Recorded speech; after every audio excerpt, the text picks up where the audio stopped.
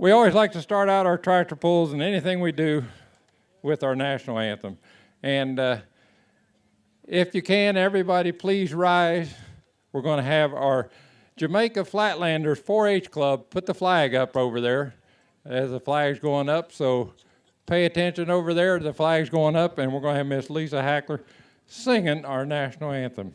Oh, say, can you see by the dawn's early light what so proudly we hailed at the twilight's last gleaming, whose broad stripes and bright stars through the perilous fight o'er the ramparts we watched were so gallantly streaming, and the rockets' red glare, the bombs bursting in air, gave proof through the night that our flag was still there. Oh, say, does that star-spangled banner yet wave o'er the land of the free and the home of the brave? Good job. Yes, we really appreciate that. And we do like to take a moment to think of all our people serving our country in armed forces here and around the world to keep our place safe, that we can do things like what we're doing here in Georgetown tonight. Welcome back to Georgetown, Russell Boer. Hey, thank you, Dave. It's always good to have the WITY Barnyard Tractor Pull event going on, and we're ready to start pulling tractors over here. We've got a special VIP guest we want to introduce, and he'll be on the tractor pull. Come on up here, Greg. Greg Soye joining us tonight, our ag meteorologist, and from This Week in Agribusiness. Hi, Greg. How you doing, Dave? Good to see you, sir. Same here. Welcome to Georgetown. Thank you, thank you. Nice crowd, great fair, great weather. Perfect so far, except for maybe my tractor riding here. No excuse for not a good pull now. That's, well, pressure's on, trust me. Nice looking track, I guess, right? Russell's the expert. Is that a good track? Yes. Okay, there you go. I wouldn't have told you anything different. What's that? I wouldn't have said anything different. You're probably right about that. So, Welcome to Georgetown, you and your wife, Christine, tonight. thank you, appreciate it, and looking forward to having a great time tonight. Awesome, buddy. Thank you so much. Thank you.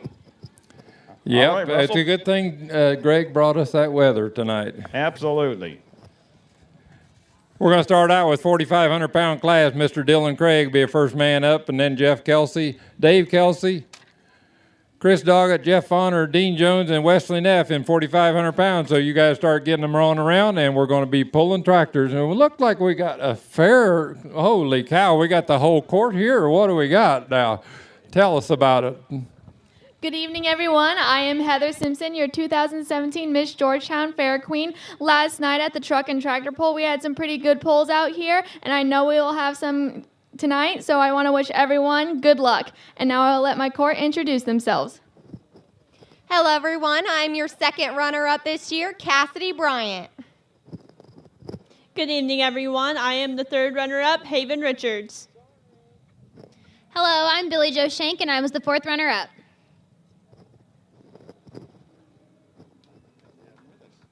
That is good deal. You guys could stay around if you want. That's kind of nice to have something pretty around me. That.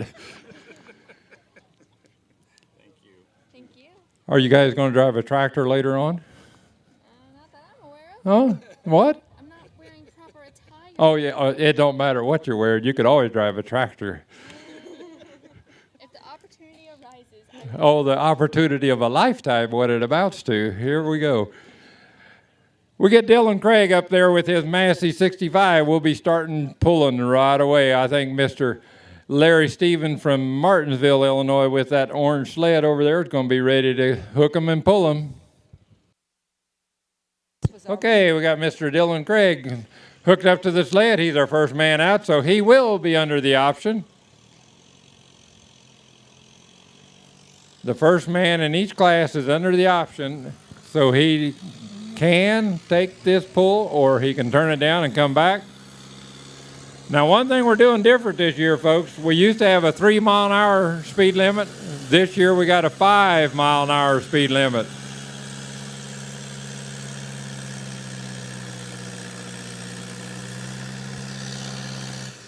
And also, what we're going to do is see if we got the sled set the way we want. And Dylan didn't like it, and I don't know if Larry liked it. What do you think, Richard? You don't like it either, do you? You got to walk further this way. Now, one thing Dylan did different on that tractor this year, he got one of them huffers on the side of that thing, what you call a turbocharger. I'll get the word right now.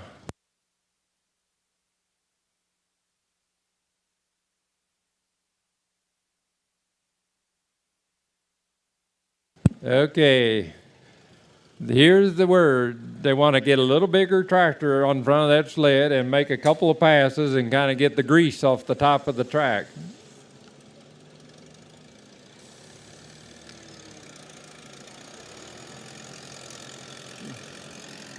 It will keep the dust down, but you can't have quite that grease the way it's looking. Just a little slick. Okay, so we got a little bigger tractor in here, and this is going to be Mr. Wesley Neff from Champaign with the Massey Harris 55, kind of making the trail blazing for the 4500. Randy, if you're quick, you can make it. If you're quick. There was a big if in that sentence. I know you was eating that bread pudding earlier. You did give me dud. I seen that bread pudding. He didn't give me none, Dave. I don't know. He should have. He should. Yeah. Just a single helping of bread pudding, he says, instead of a double helping.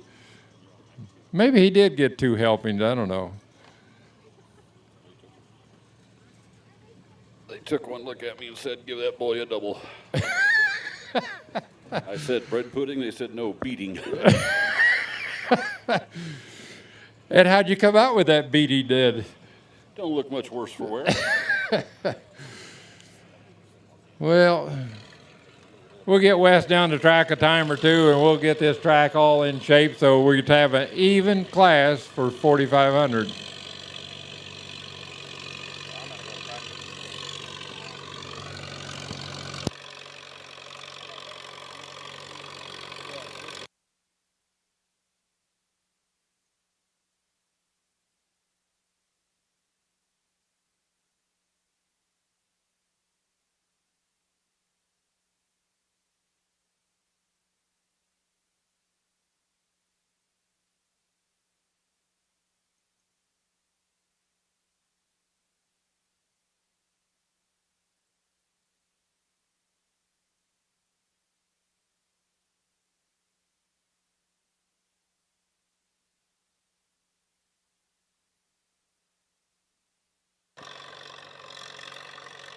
You know what? For a slick track, he's doing pretty good, Russell.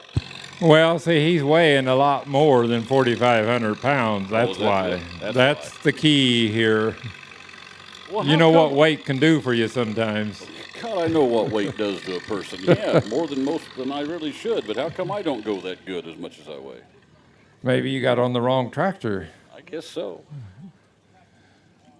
We'll bring Larry back one more time, and then we'll maybe see what we got here for a track. So I couldn't help but notice that a couple of balloons accidentally got hooked onto Larry's box on the back of that sled. Well, see, there's a secret to that.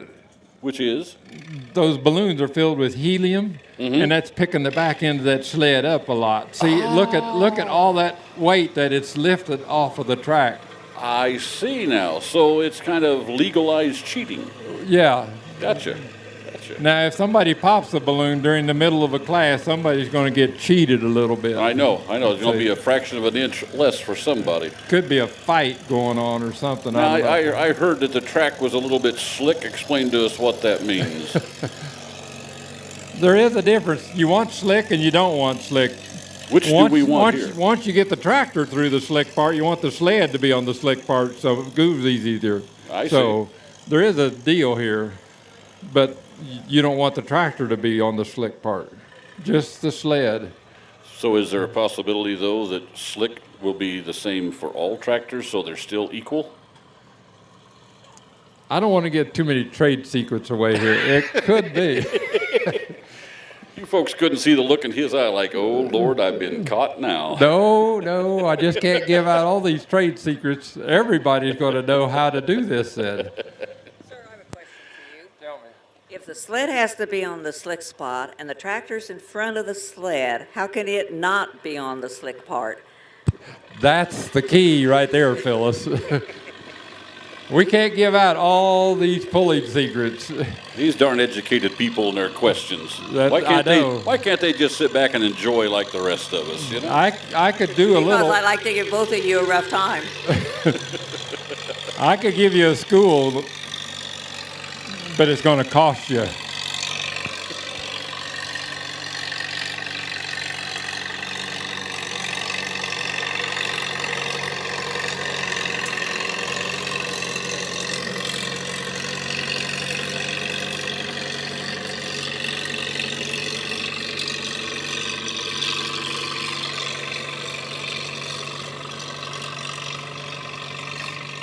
See now, Randy, what you didn't see, the box was going up on the sled. I see that. And now it's going back up again. But Larry had it going up, and then he kind of let it back down. And then Wesley just about run out of gas. Ooh. He did. So Larry's controlling that box. It's not those helium-filled balloons raising it up there. Well, no, they're lifting it up, but that's making the box go forward, because the further forward that box goes, the harder the sled pulls. For real? For real. Okay. Can I just let people know I'm not half as dumb as I look? I'm just kind of giving you stupid questions to see how well you handle it. Well, now I'll explain a little more. Now, see, when that box gets up there to the top a little more, Larry can tap on the side of that thing. Because you see there's all them decals, all the different brands of tractors, and Gotcha. then there's one that says Henway. I see that. What's a Henway? Well, about 2.5 pounds right now. But see, there's a bunch of chickens in that box, and if he taps on it, they all kind of get off the roost, and they're just not sitting there, so it don't make as much weight that way either. I understand now. You are just a wealth of knowledge, Russell. Well, I went to school. And stayed awake. That was and stayed awake. Took notes. I know a lot of people went to school, but...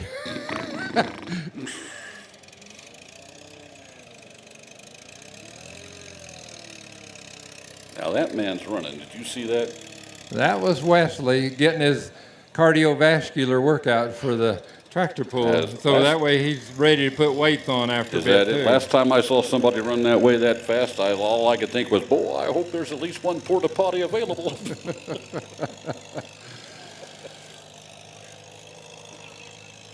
You know, one nice thing about Larry's sled, that is a nice sled. It's self-propelled back. You know, you don't have a tractor to pull it back. He can do it himself. He can measure himself. And this year we have this little black box up here. We can see exactly how far they went and how fast they're going. Wow. So if you see a blur, we can tell you how fast that blur was. Now, we do have a 5-mile-per-hour limit this year? 5-mile-an-hour limit in the first 6 classes. The only thing that bothers me with this little unit up here reads it. What's that button that says press here to adjust and make read lower? What's that? You're asking too many questions again, Randy. It doesn't say that. I'm just giving Russell a rough time.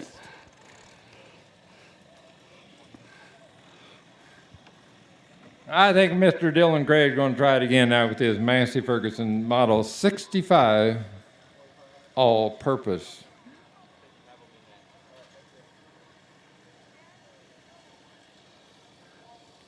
Tell everybody here where you went last night and how good your son did there. Well, he was out at Altamont, Illinois, at the Effingham County Fair. Yes, sir. And Andy pulled in the 6,000 light super stock. And And that's a go fast class. I mean, them tractors, they probably got, I don't know, 60 mile an hour wheel speed. And they go down the track about 25. sounds like my Toyota. and your son did well. He placed what? I think he got fourth or fifth, I think. One Out or the of other. what, 30 or 40? Well, the fairgrounds was full. Here we go, Dylan Craig with his Massey 65 turbocharged. Oh, he just hit the multi-power.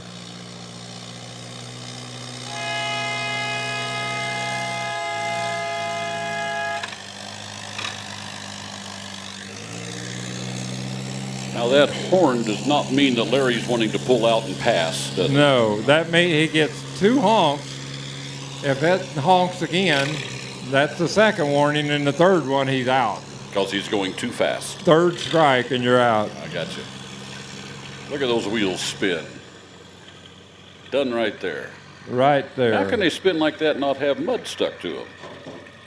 And have what stuck to it? Not have mud stuck to them? Well, it's not that muddy. Oh, It's just slick. just slick. All right. There's a difference. Okay, he's going to take that pull.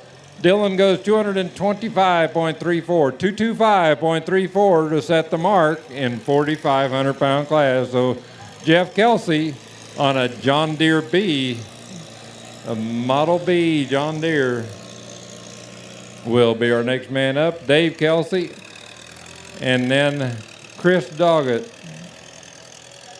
So we got a little bit of color in the class. We got a Massey, we got John Deere, we got Ford, we got Minneapolis, we got Oliver, we had Massey Ferguson, and we also have Massey Harris. So nice variety of tractors in this first class, Randy. It sure sounds like it to me, and I am impressed with how well that Larry Stevens works with Derek on the front end as they go up and down the track. It's teamwork.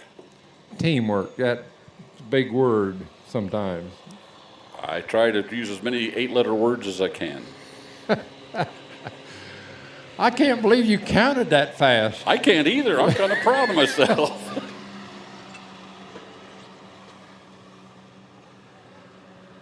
Hey, Richard, how's the track look now? Pretty good? Pretty good, ain't it? We're ready to go. John Deere B, 2-cylinder. Johnny Putt-Putt. They have a distinct sound, don't they? Yes, 2 cylinders. Laying horizontal down there. This is a Cyclone John Deere B. Be right before they started making the Model 50. Now you may notice this thing has a very slow, low gear. But it did come in handy maybe if you was pulling a pull-type picker, picking corn, or combining a pull-type combine or a baler. Mm-hmm. It would just come in real handy for that. So it's not how fast sometimes you get down the track, Randy. It's just how far you get. That's the key, because we're measuring distance here. That's what I told my wife on our wedding day. It wasn't how fast you got down the aisle. It was how far you came down. You think she could have turned around? I thought that aisle was awfully slick that day.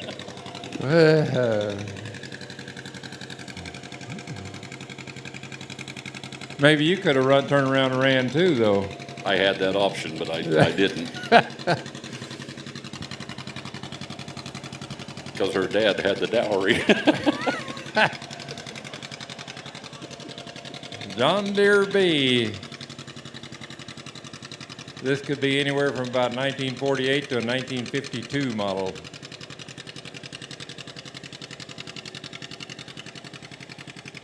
You hear that noise that John Deere makes? That was my alarm clock every spring and fall. When I heard that, I knew Dad was ready to go to the field. You had to get up and go. Yes, sir.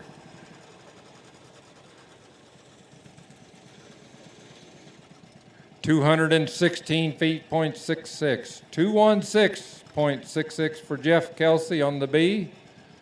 David is going to drive the B next.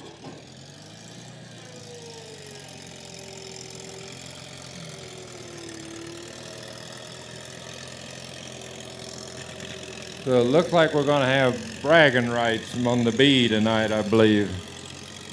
Somebody buying supper, and I'd say it's the loser, not the winner. Remember, you can't spell bragging without B.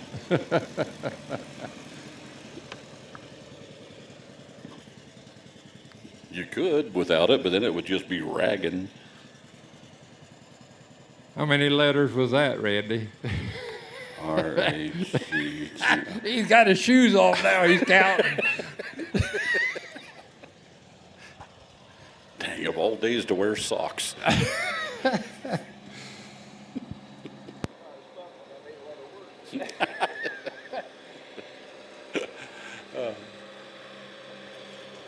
Just don't ask me to count out Georgetown Fair.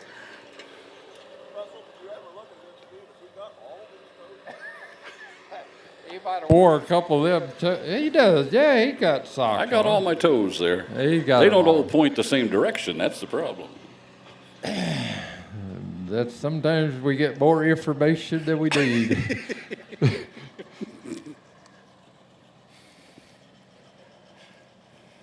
More green and gold out there. Look at that. Yeah, that's bragging rights tonight.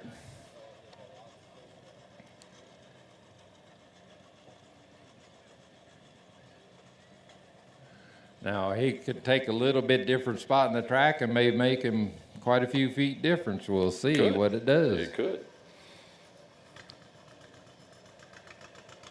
Here we go. He's going in the same gear. Now, you also notice on that thing, he's got power steering, which it did not come out with. He's really got it all decked out there with that power steering and weights on the back and front weights on the front wheels. You don't see them front wheel weights on the B like that very often.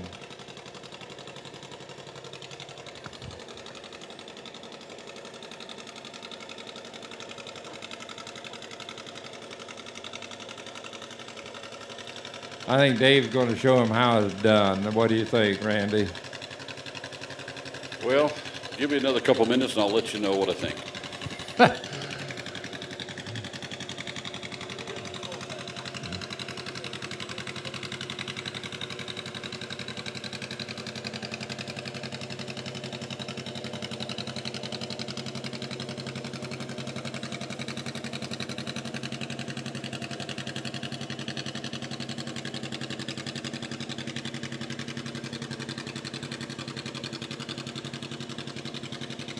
When the John Deere B come out in 1934, it was unstyled, and they just made a bunch of John Deere Bs from 1934 all the way to 1952.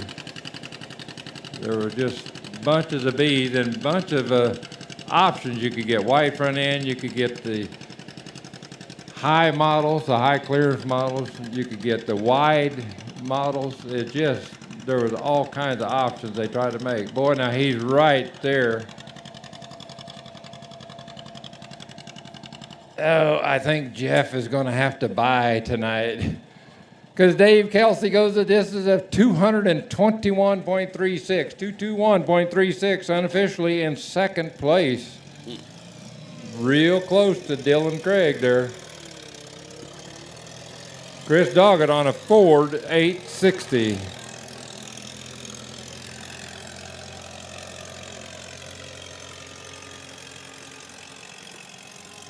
How come every time I come to one of these tractor pulls, you got a pretty secretary there to help you out? I don't get one of those where I work. You don't? No. You think there's a reason for that? That's what I was afraid of. Yeah. Okay.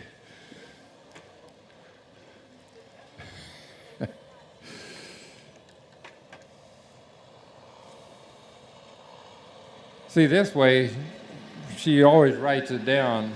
I could be busy talking and forget to write something down, and then what would we do? We'd be in trouble. We just have to tell them, hey, we missed that. Can you make that run again? And then if we wouldn't do that good, then what? We lose our jobs. Okay. We'll just turn it all over to the Knight family and let them just do it all. What do you think? Have Rick announce and his wife can just write? Well, yeah, the That's question probably would be, the way it works at home, I would bet. they do it for the same bargain basement price as you and I do? That's the question. Here we go, Ford 860. This would have come out at about 1957. Got a 172 cubic inch motor. Really a nice little tractor. That's got a 5-speed transmission. An 840 would have had a 4-speed.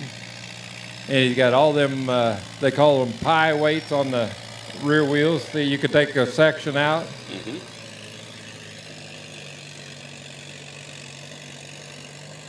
Something about those weights on those wheels, they kind of like pie slices. Kind of make me hungry, Russell. That's how they learn how to slice pie at the Ford factory, Is by that it? looking at the weights. Spins her out right there. Makes a good run. 151 feet, .84, 151.84 for Chris on that Ford 860. Very popular tractor for Ford at that time.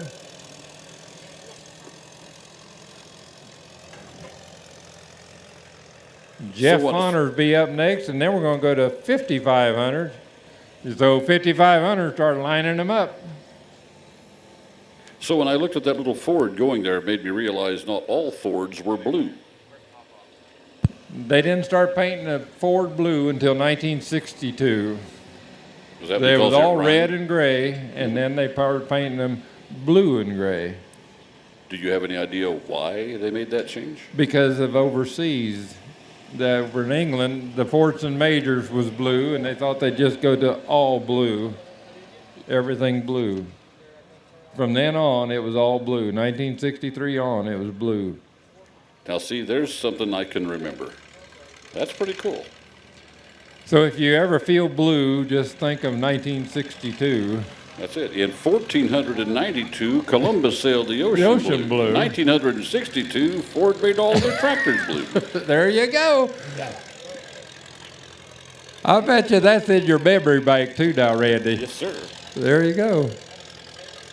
There we go. Jeff Bonner from Sidell on his 1950 Minneapolis Moline model ZA. This is a ZA, not a Z. It took the place of the Z, but they put the seat up a little higher, put the steering wheel a little higher. The same engine.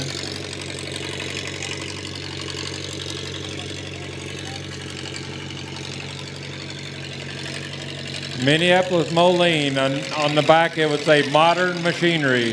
MM, Modern Machinery.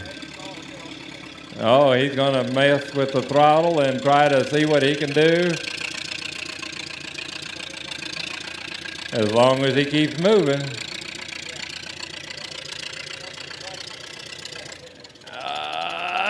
The left wheel.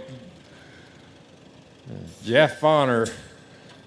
189.78, 189.78. Dean Jones and Wesley Neff. Then we're going to go to 5,500. Brian Morgan, Wesley Neff, and Lloyd McMurlin. You're the first three up in 5,500.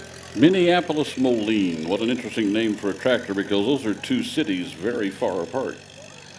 But it was the companies that what it was. It was the Minneapolis Thrashing Machine and the Moline Plow Works. They got together. That in 1929, they got together and called Minneapolis Moline up in the Twin Cities. In 1929, they came together for Minneapolis Moline. No? And this moment in Georgetown is brought to you by Randy Daniels.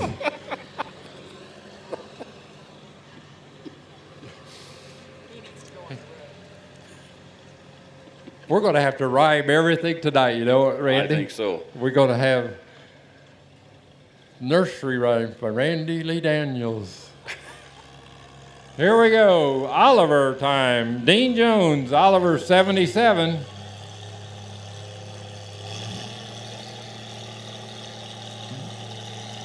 Oliver 77 come out with a Waukesha 6-cylinder in 1947.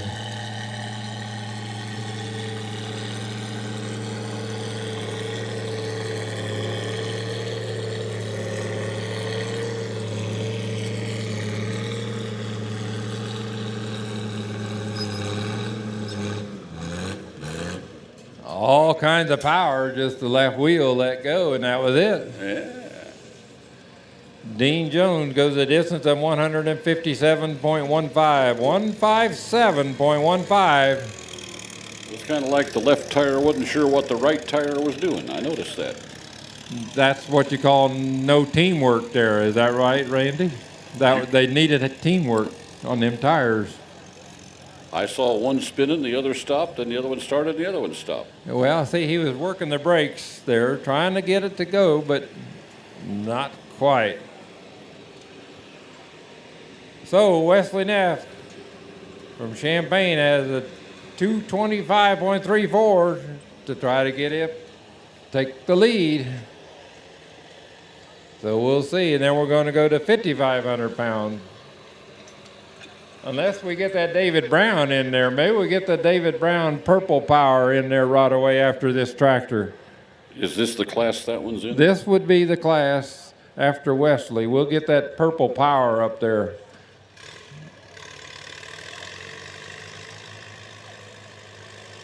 Wesley Neff. Now, we had the Massey Ferguson earlier, but now we had the Massey Harris, which started that out before Massey Ferguson. It wasn't until about 1957 when the Massey and Ferguson got together.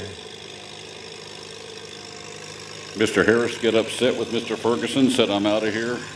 Is that what happened?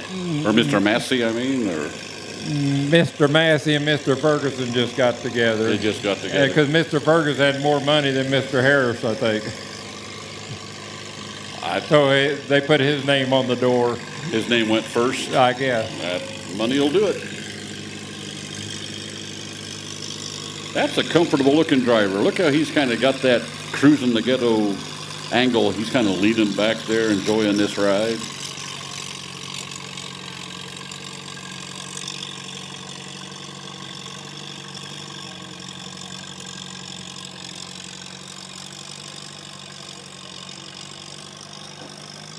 Oh, right there, Larry gets a little tough. Mm-hmm.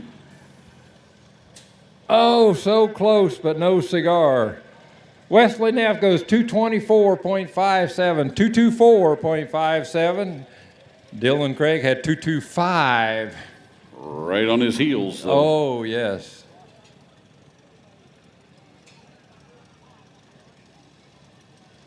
So we'll give you the rundown on that, but it looks like we have Mr. Greg Solier lining up here with the Purple Power. Now, he drove this tractor, Randy, over at Penfield for the very first time he ever drove a tractor. A couple of weeks ago, this city boy who has gained a lot of fame on television, radio, newspaper, as a very well-educated and very well-quoted meteorologist whom you see every week on This Week in Agribusiness with his friends Max Armstrong and Orion Samuelson. You can also hear him every weekday during the noon hour on WITY with Ileana Ag Weather. A couple of weeks ago at Historic Farm Days in Penfield, Mr. Solier drove this very tractor for the first time. Not only was it his first time driving this tractor, it was his first time driving any tractor. That's right. And he did pretty good for a first-timer. Oh, yeah, he drove it through the parade. He thought that was just dandy. So, and now the pressure's on in a pull. And he's looking at that thing like, you want me to hook onto that? I gotta back this up, huh? Okay, let's see. I put my foot here. I put that stick over there. Look over this shoulder. Gently give it a little. As long as he gas. don't drive the front end to the sled, you know, there's no hook on the front of the tractor. No, I wanted to go that direction, not for. Oh, okay, all right. Let me make sure I got this. Oh, stick yeah, in the right he's got direction. it. There we go. Okay, all right. Everybody look out behind me. Here I come. He's just playing with us right now. There we go. Turn that front end. There you go.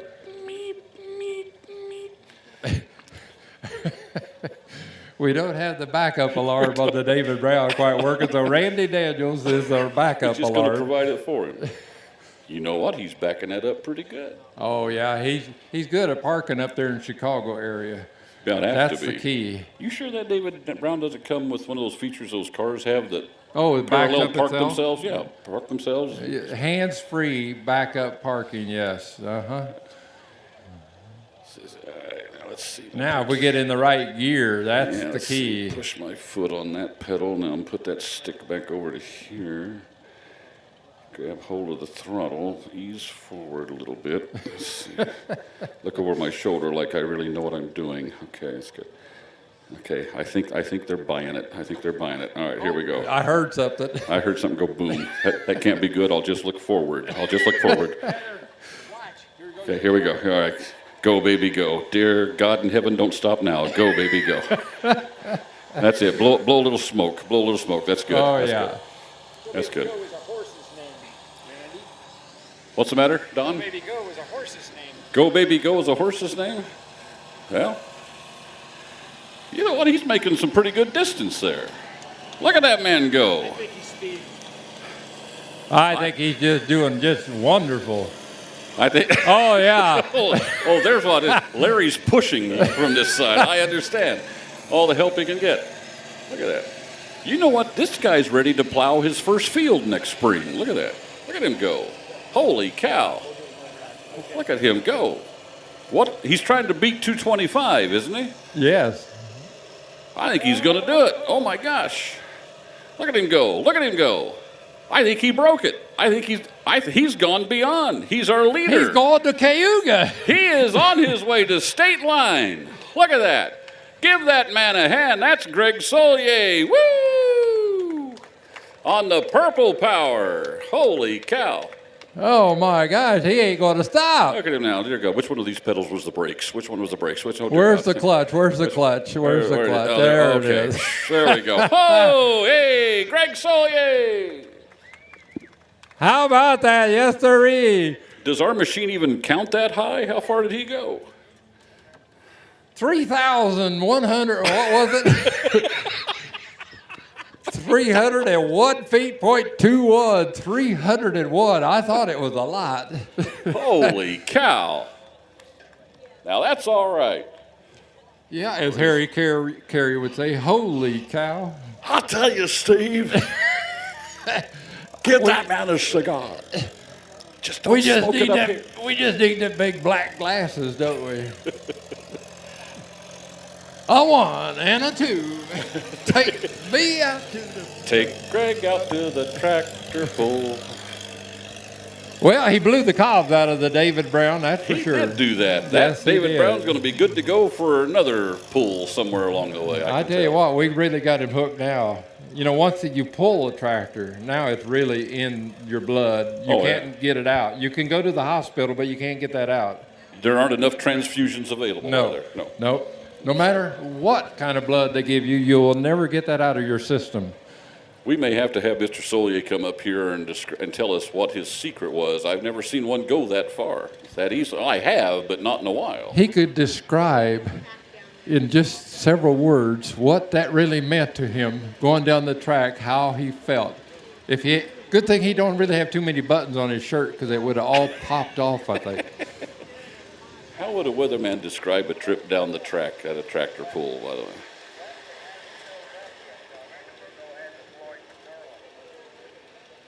We got a Super M should be first.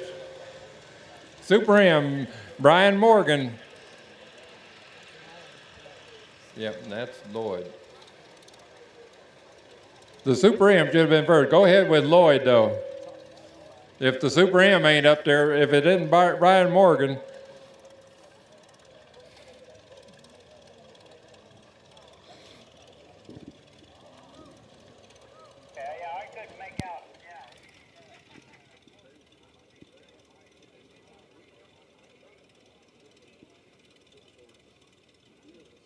I don't know which one it is. I see a couple M's over there, and I don't know if it's that one with the chrome pipe or the one with the muffler.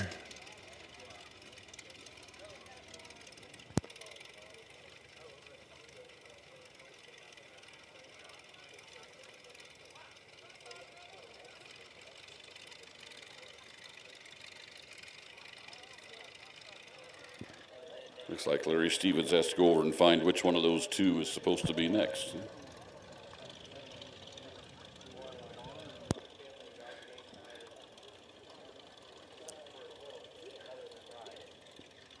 Russell, I think you and I ought to be embarrassed after that pull. You and I pulled on that. Never have we hit 300 feet before. Greg, come on over. A full pull, right? Oh, at least. At least. He almost Yeah. went to KU tonight. Yeah, I know it. I thought he was going to go out of the fairgrounds. I thought he was watching a radar map, and that's why he was headed that direction. Greg, congratulations. 301 feet, was it? Yeah, at least. At least. Was that a world record around here? It is on that David Brown, I can tell you that. That was fun. That was. Thank you again for the training lessons. No, don't get that clutch thing going. You get that clutch thing.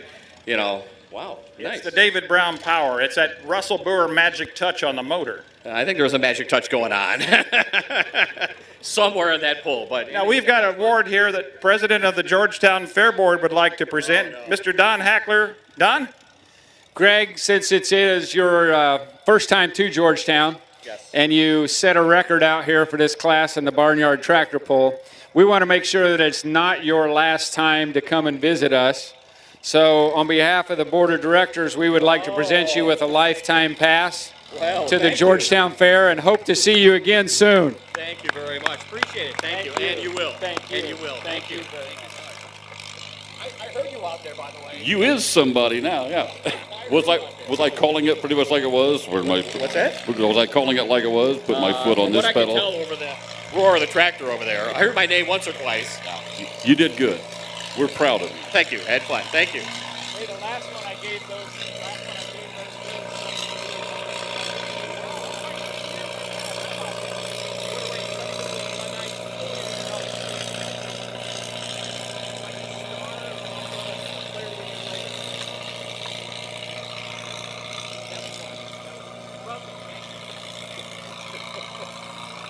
Look good out there. He's got the bug, I'm telling Are we going to see that pass on This Week in Agribusiness soon?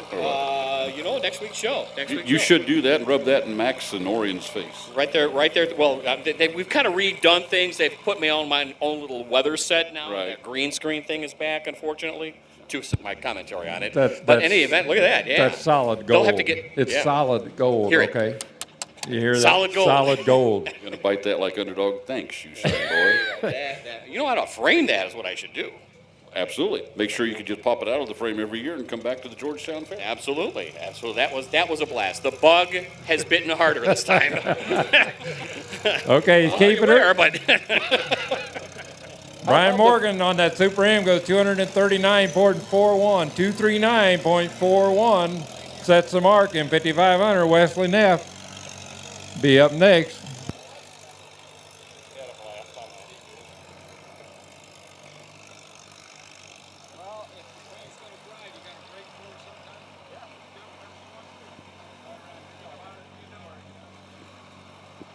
Wesley Neff be up next, and then Lloyd McMurlin, and then Lyle Marshall.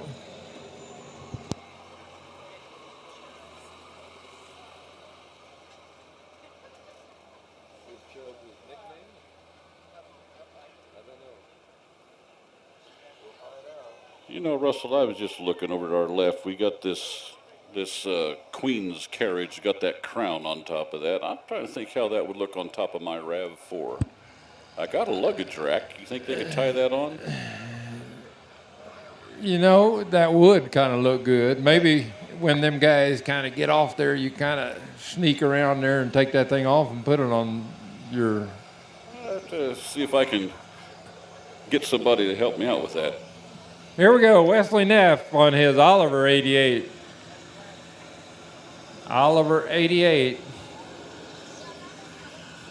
Part of the fleet line when they come out in 1947, and in 1948 they made it to this sheet metal. They only made an 88 in 1947 with the old style sheet metal, like a 70. This is the fleet line, and it had the three beauties when they come out with these, the 66, 77, and 88. Mm-hmm. They had a red head, a brunette, and a blonde, and they called the three beauties, and that was part of this deal. That guy started out like the redhead, brunette, and the blonde all went into a bar. thought you were going somewhere like that with it. And they called them tractors then, huh? Yeah. Oh, Wesley going on out here. Yes, sir. Right He's there. got some distance. Right there, Mr. Larry Stephen gets tough with them. 244.70, 244.70. That was some Wesley Neff, serious that's pulling the there. mark. That was some serious pulling. I tell you, it's them balloons that's making the difference. I think it is. It's the balloons. I couldn't help but notice on that tractor, though, that whereas on a lot of them up front, they're open, you can see those engines. That one had covers. Well, see, that was built, like I say, in the 1940s, and that was after the war, and they kind of did some of that just to kind of really set them apart. You know, they called them the Fleet Line series, and they wanted something fancy. And everybody took them off because it would run hot with them on. So they took them off out in the field. I wondered about that. But they sure look nice when they're on there. Mm-hmm.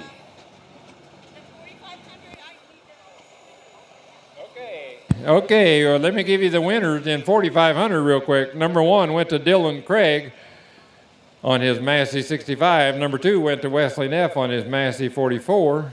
Number 3 went to Dave Kelsey on the John Deere B. Number 4 went to Jeff Kelsey. Number 5 went to Jeff Fonner. Number 6, Dean Jones. And number 7 went to Chris Doggett. So this is out of our hands now, Randy, that Susie's going to take care of the money. And if somebody does not take the money at the end of the night, it is split between the help right here at the table. So it pays to stick around all night long just in case somebody don't pick up their prize money. Could you imagine how much bread pudding you and I can buy? Bread pudding. That subject comes up again. Here we go, Lloyd McMurlin. He lives down there in Casey, Martinsville area. Thinking of Casey and Martinsville, Randy, have you ever been to Moonshine? Just straight south of Martinsville. You talking geographic or liquid refreshment? No, sir. It's a little burg in the road, population 2. And they got the best hamburgers you'll ever buy there. Moonshine? Moonshine, Illinois. Never been there. Oh, that I it's know straight south of Martinsville. You can't hardly get there from here, but I know the way. I've been straight south of Martinsville, but I must have blinked and missed it. Well, it'd be easy to miss. I can take you there sometime if you want. You could, too. You'd probably take me snipe hunting, too, wouldn't you? No, I would just take you to go get a hamburger because they're the best hamburgers you could buy. Look at that front end lift up down there. Just right. And right there,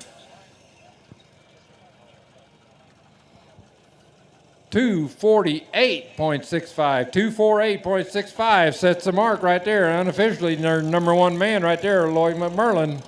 Lyle Marshall with the John Deere AW. See, it's got that wide front end, factory wide front end. That's why he calls it a W. It's kind of like George W. This is an AW. Not the root beer, but the AW. Nah, don't want to get it confused with the root beer. No, wouldn't be prudent. Wouldn't be prudent. What fool me twice? What do they say? Fool me twice. How's that go?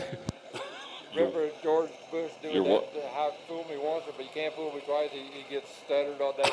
I missed that one. I missed that one somehow. John Deere AW. Lyle Marshall. That AW stands for awfully wide. Then we're going to have Nick Chubbs Ellis, and then Jason Bramer, Wesley Neff, and Dean Lambert in that order. We got a few in 5,500 tonight. Not a nice color. There we go. Get both them cylinders going. John Deere AW. Some puffs of smoke and a putty-putt-putt, and we're underway. And off like a herd of turtles. Well, I'm going to go down to the village pantry and get a drink. I'll be back when he's done.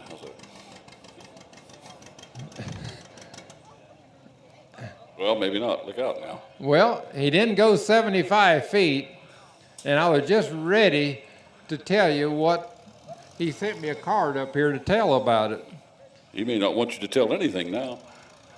He says the driver is an antique tractor surgeon. So it sounds like we need to go to the emergency room right now with that A&W and get it fixed. Sounds like he popped a joint there somewhere. No, I think he had a fly in the ointment, I think that's the deal. He got her running again. Yeah, we're going to try her again. If at first you don't succeed, try again. Then if you don't succeed, give up. But he only gets 2 tries. He don't get to try again. He only gets to try once again. I saw in the official list here you have a 2-hook limit each day. That's right. Now he's going to speed it up.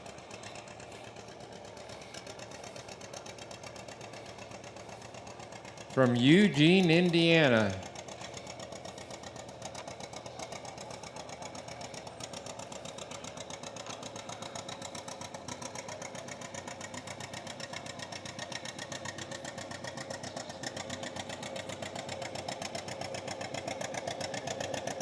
Not too many around this part of the country that had that wide front end on it like that, though, Randy. That's just kind of unusual around here. You don't see that very much. Well, see, most everybody had the narrow front end because you could put the cultivator on or the corn picker on real easy. But that's it. Kind of like Maxwell House coffee, good to the last pop. Oh, yeah. Remember that commercial? Yep. I remember that. All right. Wasn't that on the Danny Thomas show? They always had Maxwell House coffee. I believe they did. Sponsored that. Well, at least he got it running again. He went a distance of 172 feet, .18, 172.18. Nick Chubbs Ellis with his Super M, and then we got Jason Bramer on an Oliver 88. I'll tell you a story about that after a bit. After this message? After Jason gets hooked up, I'll tell you a little story about Jason and the Bramers and all that there then. You got stories that you haven't begun to tell.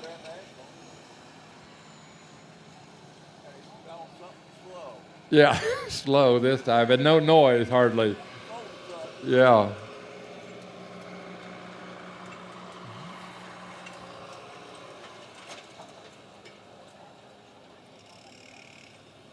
Well, we had an earlier Super M. Now we got this. Nick has his Super M, 1952, he says.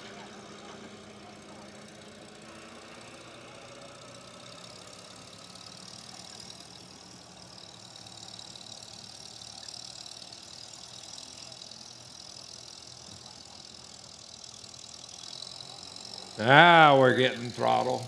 If it's a Super M, what makes it super? Hold on to the throttle.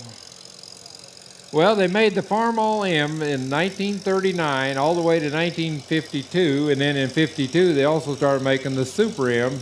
It had a bigger engine and it had a little bit faster gears. And so they wanted to keep that letter series going, so they called it a Super. Because a lot of them did that. The Olivers had Supers. There's just a lot of things called Super. I mean, there was Superman. There was things like that, too. So that's why they called it Super, I guess. They could have called it a Marvelous M, but that would be a lot more than Super, I guess. A lot more. Right there. 192 feet, .79, 192.79 for Nick Chubbs Ellis. Now, I do like his shirt, though, Randy. What's it say?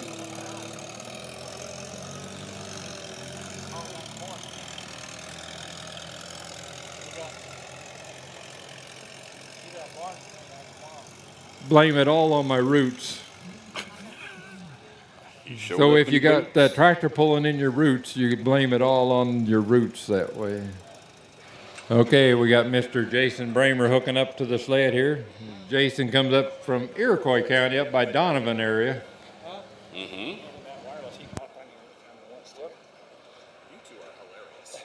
Yeah, but looks aren't everything. Okay, Jason Bramer driving what he calls Ted Oliver, and that stands for Tom, Ed, and Don. They used to pull several Olivers back about 30, 40 years ago. Really? So they had to get Ted out again. So that's why we got Ted. And Jason always drove a four-wheel drive modified truck with blower and, thousands of horsepower.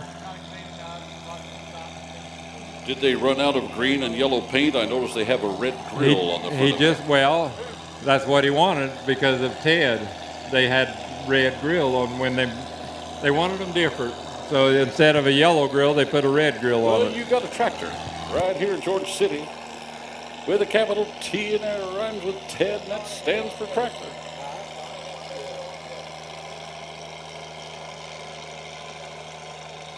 Yeah, it was Ted Burton, Ed Bramer, and Donnie Bramer. They had all three tractors on the same truck, and they'd go pull them everywhere back in the day. That's pretty cool. Now, Jason's kind of giving that body English over there on that side.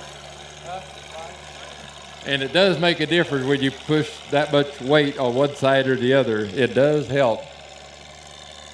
And he just bought this tractor about a month ago. He did? He bought it about a month ago.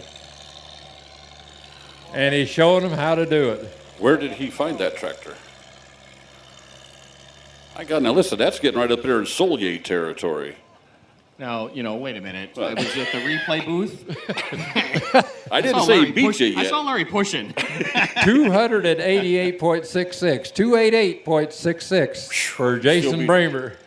But see, Greg, this is a different class. So if they went 300 feet, it wouldn't matter. Your still stands. This is different. Okay, all right. Your king of the hill is 4,500. I feel better now. I feel better about it. Yeah, okay. Your king of the hill. You had him worried. Let me wipe that tear off your eye there. Plenty more where those came from. Russell, I'm amazed at your wealth of information of tractor stuff. Everything. Stuff. It's just stuff. years. It's just years of going to fairs and stuff. It is so cool. It just really is. But that's part of being summer, going to the fairs and stuff. Yep. That was the thing in the day, being a kid, if you didn't have to walk beans, you could go to the fair. Well, let's go to the fair, okay? If tractor knowledge were money, he would be the world's wealthiest man. Bill Gates who? That's right. That's right. Bill Gates Boer. Oh, now we got the queen on the David Brown, Greg. Hey, look at that. She's taking over.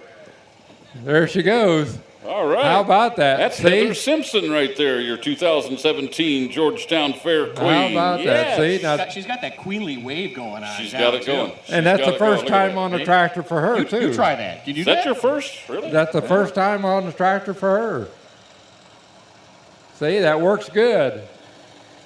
I've already been on that tractor, so I don't have to ride it again.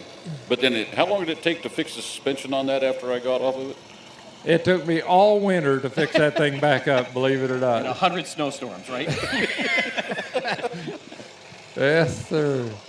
2017 Georgetown Fair Queen, Heather Simpson. Great. Give her another nice round of applause. Yeah. Yes. First time on a tractor. There we go.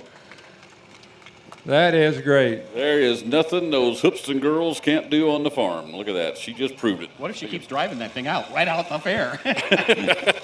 Dave running down the street after it. They never told her what the clutch was for, did they? That's it off. This is running after her. No, Heather, by the way, here's how you stop it. Who's this coming up behind? This is Wesley Neff once again. He put some weights on this tractor, and he went from 45 now up to 5,500 with his Massey 44. Very popular tractor for Massey Harris at the time. He got a little extra weight on the nose end of that, doesn't he? Yeah, a little on the weight and on the wheels.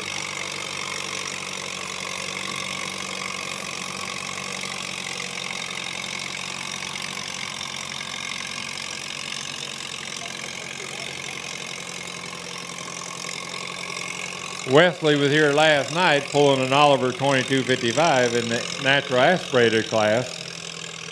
Had so much fun. Georgetown Fair, he come back again tonight. Why not? Yeah. You can have more than one night of fun at the Georgetown That's right. Fair. you There's know? fun every night at the Georgetown Fair. God, it was loud in here last night, Russell. There was some serious noise going on at this track. I bet. Right there. 226.39, 226.39. Dean Lambert with his Farm All M, and then we're going to have Randy Lanham and Kyle Hamill. And then we're going up to 6,500 pounds. What's the uppermost class on these tractors? The heaviest there we'll such a pull thing? tonight will be 12,000. Okay. But there's been classes a lot more than that yet, Oh, really? too. Okay. Yeah, oh, yeah. That infamous earthquake that's going to be over in Rantoul here in a couple of weeks. What The class earthquake that in? is coming back to Rantoul, and also the DMI test tractor, a John Deere 8960, come out from the factory, brand new. He brought it home, took the motor out, and put a Cat V12 in it for test driving the DMI implements, so they would go fast and deep and everything. And the tractor weighs like 50,000 pounds. Wow. And it's got 10,000 hours on it, and it don't look like it. It's really nice looking tractor yet. It's coming to Rantoul. August 24th through 27th, Rantoul. How do they get something that big to Rantoul? You'll have to tell us after this pull.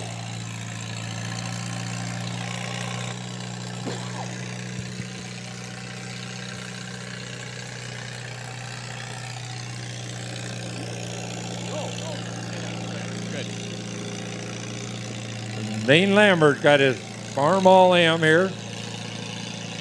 Got that chrome straight pipe, got the tachometer up there, and he got that air cleaner up there. Boy, he's ready to go. Sempico decal on the back end there, boy. Here we go. I see that front end wanting to gain altitude.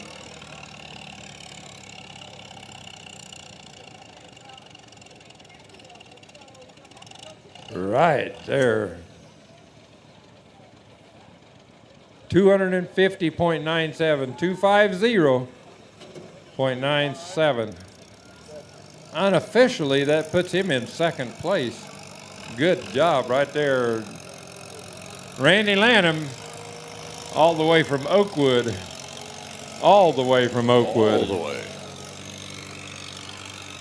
And then Kyle Hamill, all the way from Champaign.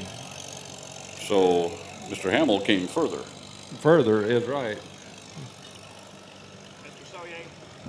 I'd like to say you've done something that Mr. Armstrong has not done, and he hasn't driven the David Brown 980 Special yet. Yeah, he hasn't. I will be sure to remind him of that at our next little get-together. Maybe that ought to be made even more public at Half Century in a week or 10 days from now, right? a full pull, right? That's right. Remind him as such. Solier's ready for the Armstrong tractor equipment. Yeah, that's right, he'll laugh. That will be it.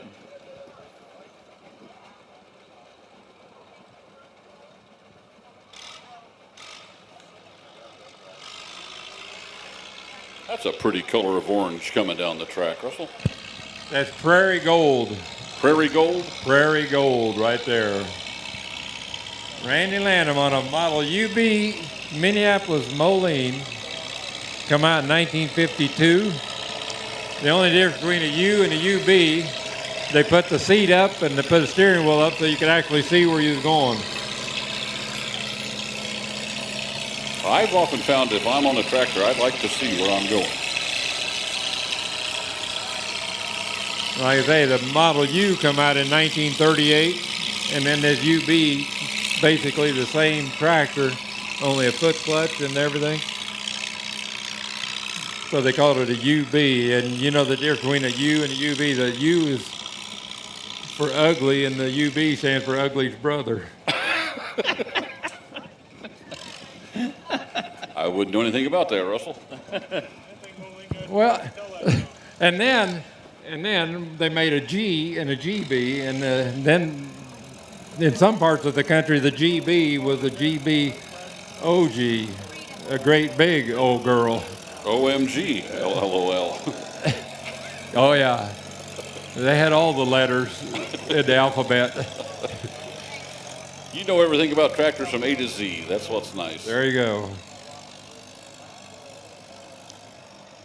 Randy Lanham goes 249.29, 249.29. Randy Lanham. Don't you go shorting anybody named Randy now. Oh, no.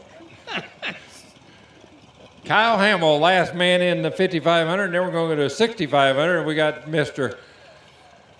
Ron Brewer up first, and then Brian Morgan, and then Dylan Craig, Jason Booth, Melvin Hess, in that order. Greg, so we'll be ready for 65. Silly question time here. What's with the extended wheels? As in the... Those are wheel weights. Wheel weights. Okay. Those are wheel weights. Obviously, to weigh you down. They weigh about 150 pounds apiece. Okay. But that was a wheel good question. And that wasn't an 8-letter word either.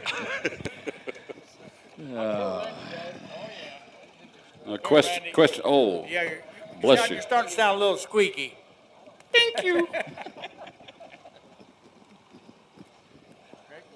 Sure. Says it's clear. You're good, Dave? Purified drinking water. Thank you. Right from the glacier up north.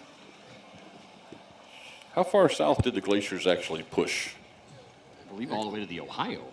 Mm-hmm. That's part of the reason why we have this beautiful Yes. sediment, beautiful soils here through the Midwest and the Eastern Plains. Well, I grew up in Shelby County. Somehow those suckers separated and went right around us.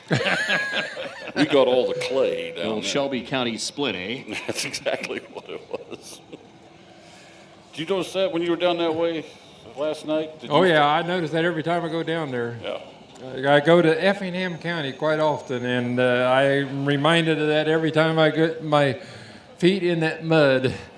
It's that slick stuff, like what I was talking about on the track earlier, that slick stuff. Schlick. It's real schlick down there. It was. It can be. Say that fast 500 times. No, thank you. Here we go. Kyle Hamill with his massive 44 four-cylinder. Yeah, Greg, those wheel weights, they would put them on like to plow and stuff because you needed more weight, and then that was the way to really add weight and take it off very easy. Because like cultivating or something, you didn't want the weight on to be packing around a lot of times. So. I presume all tractors are capable of having the capability of that to add weight on the back? Yep. Those are actual Massey Harris weights on the back. Like I say, I can show you John Deere weight, the international weights. They all made their own weights. He's missing some letters. That's a Mass Y Har. You reckon they took them letters off on purpose, or they just fell off? I think with all the hard work, they just sweat off of there. That's what it was.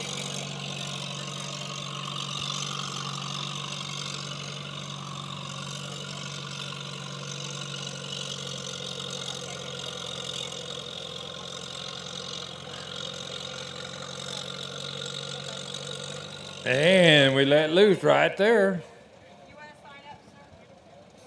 And then we'll give you the rundown on that. 245.47, 245.47 for Kyle Hamill. We'll give you the rundown, and we'll start 6,500 pound. Russell, what's this fancy meter you got up here? That's Larry's black box. Oh. You know when the airplane goes down, they find the black box? Oh, no. Larry has one. Really? He has the black box. I was wondering where you were getting those distances from. I thought maybe trying to see if someone's signaling you here. It's right off that contraption. Right there, the black box tells all. Ah. There were times when they would get to the end of it there, and Larry would read it on his sled, and he would walkie-talkie. He would walkie the information over here to us, the distance. Oh. Now he doesn't have to do that. We have this unit that reads it This for is us. high tech. Well, yep, all the way up to this announcer's booth.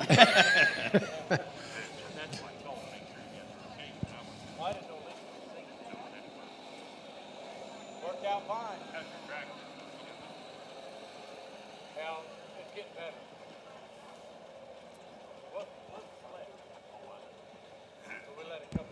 Here's the rundown. Out of retirement, Mr. Jason Bramer goes number 1 on his Oliver 88. Number 2 goes to Dean Lambert on his Farm All M. Number 3 goes to Randy Lanham on his Minneapolis UB.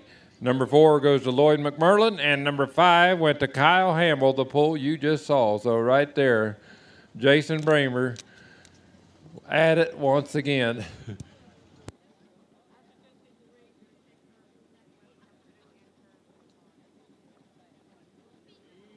So, Greg, can I talk you to a ride on the Ferris wheel when this is all over? I'm not a big fan of oh, really? Those things. No. A few years ago, my boys tried to get me up on one of those Ferris wheels at Navy Pier, which are 20 stories high. Yeah. Now, big deal. They're enclosed and air conditioned and all that kind of stuff. I've just recently gotten comfortable just with airline flight back and forth. So over the past 5 or 6 years. So I'm not a big, right here, feet on the ground. I understand. There you go. I understand. So, we all have our little fears, so I don't hold anybody else's fears against them. It's a big one. Yeah, I got you. Well, we got a John Deere G going down the track here. I'm not sure who it is because it don't look like Ron Brewer to me from Allerton. But it is a John Deere G because Ron Brewer got the other G there with the black wheels.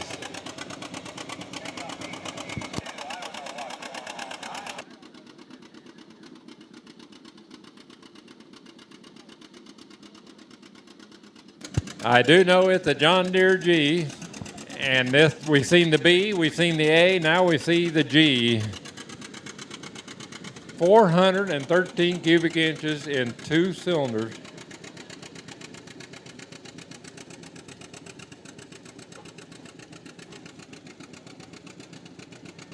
I think the clutch is slipping as we speak, Randy. Go ahead and throttle that thing back just a little bit. You don't need to back up to the sled wide open.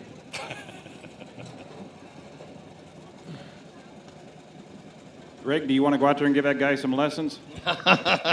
No, he did fine. Perfect. No. Let the record stand, and that's it. Okay, Mitchell Callaway goes a distance of 203 feet, 203.84 till the clutch let go. Now we're going to get Mr. Ron Brewer in. Yeah, like me getting up out of bed in the morning. My clutch slips about every day. So has anyone ever disputed the measurements here in any tractor pulls around here, saying, hey, I think it was X number of feet longer? Yes. Yeah, okay. Not here, but I've been to other pulls where that has happened. Really? Yes. Okay, just curious. Yes. Just curious. The fail-safe method, and that was doing that, I went to the pull at Lincoln over at Logan County Fair the other day, and they was measuring, they put a string across and then measure with a tape measure. Really? Every time. Wow. And that's the fail-safe method. As long as when they look at the stake and it says 200 feet or 250 feet, that they get that part right. But that works every time. But a lot of these sleds today, they use laser. Yeah. They have a laser on the back there, and that works every time. Good. Just wonder if we had someone who would come up to the fence or any other tractor pull event say, hey, driven this thing for 100 years, and I think from here, point A to point B, it ought to be this distance. That's where right. You can count on if they do come to the gate and you'll pretend to threaten, they'll take it. He said it. Here we go, Ron Brewer with his John Deere G.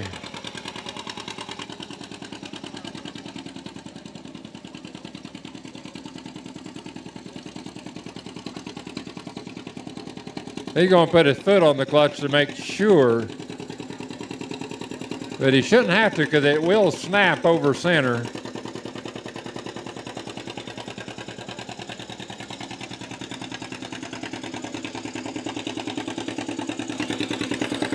says that is a fence road Johnny. That's a fence road Johnny, and he got a little carried away with the black paint, the way it looks. Yeah, had a little left over. Didn't know what to do with it, put it on those tires. You see his tires wrinkling a little bit. He's been adjusting air pressure on his back tires. You got them wrinkling just a little bit.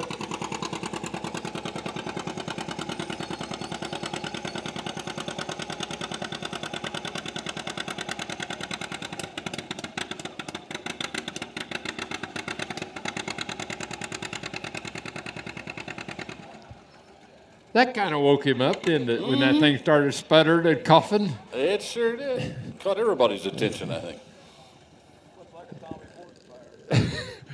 think.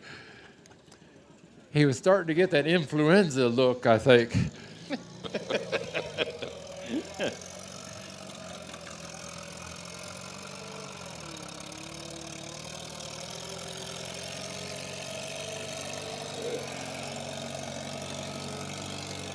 I know those WITY balloons are starting to look a little worse for wear. Too many trips up and down the track on them, I think. Ronnie Brewer went a distance of 257.18, 257.18.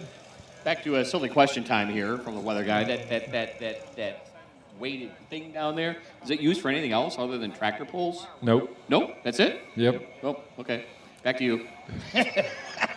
That's all it's good for. Okay. And Mr. Larry Stephen goes around the country a lot with that sled, you know, for a lot of these local. He built that thing, right? He built that himself. Yeah. Wow. If you would come with me and Randy down to Moonshine, Illinois. Where's this? Moonshine, Illinois. Did you say Moonshine? Moonshine, Okay. Illinois. Population 2. Okay. One for you, one for me. They make the best hamburgers down there, okay? Okay, all right.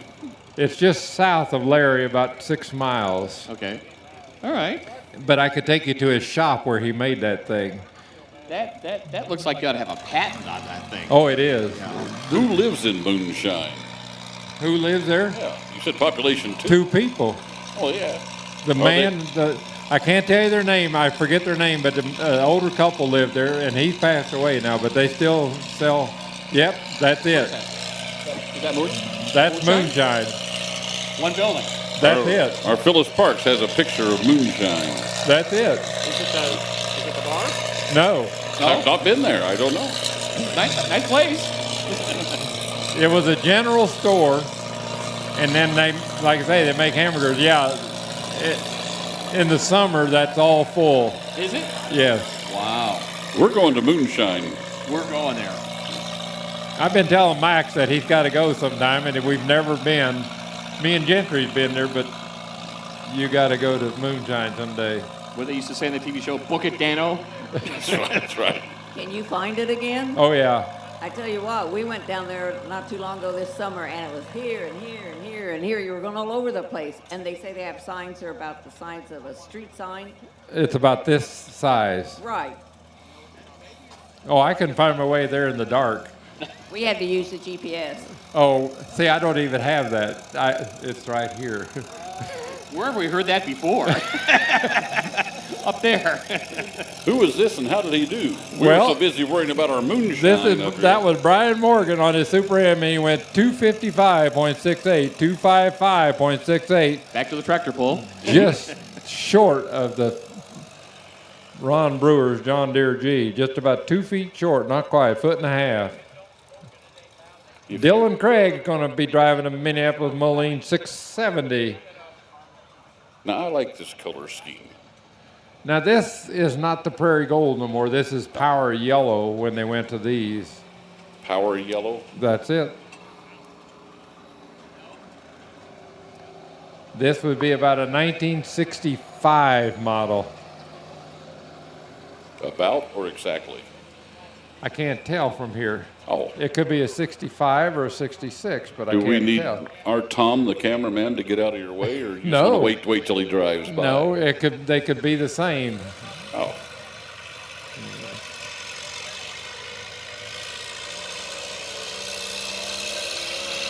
I was going to say, where's that horn? There we go. Is that a penalty?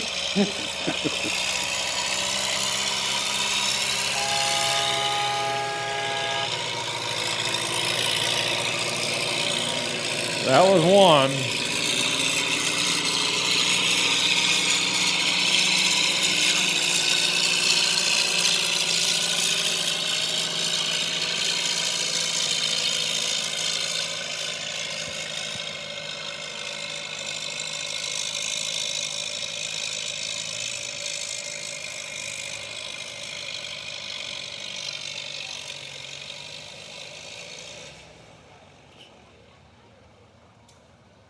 How close could you get to 300 feet? You go 299.95. That's how close you get to 300 feet. Wow. That thing has 299.95 for Dylan Gregg on that 670 Super. What is the measuring point from where it's the start to the end? I mean, is it the front of the tractor, the back Front of the sled. Front of the sled. Because all tractors are not the same length, so you got to go to the front of the sled every time. Gotcha. Would you believe me if I told you that's what I thought it was? Sure. Okay, cool. Would you believe me if I told you still hadn't paid me back that $10? What $10? Yeah, that's what I thought. Now you forget. Just kidding you, Russell. I thought if you'd believe me that I knew about that measuring from the front of the sled, you'd believe me that you owed me $10. Oh, Randy, how you just fantasize about things like that. Oh, I do that once in a while myself. Yeah. Keep fantasizing that someday I'm going to be a TV meteorologist, get on a syndicated TV show. You know the thing about that, though, you can. I think I have to get involved here somehow. You could tell us what the weather's going to be that day, Randy, and be wrong, and they're still going to pay you. I know. That's the best part about it. You can be wrong, and it's still okay. Hey, don't tell anyone. Get up in the morning, look outside, the sun's shining, say forecast for today, sunny. That's right. I had a professor at Northern Illinois University, Dr. Clayton Rytan, who would just, okay, day's over with, he doesn't teach anymore, would say, it's left to the student. Look out the window, figure the homework out, do the lesson. And so that's part of the whole scheme of meteorology. It does help to look out the window, Just figure don't it out yourself. It does help to look out the window before you say something, don't The it? first day at Earl Finkel's Weather Factory back in the middle 80s. Takes me over the window. Honest to goodness, first day I walk in the building there. Look out the window, look west. There True you story. go. That helps. Back to the pool now. There we go. There we go. He was no dummy, was he? Jason Booth He was no dummy, with his was he? farm all in. That's why they call him the Earl of Finkel.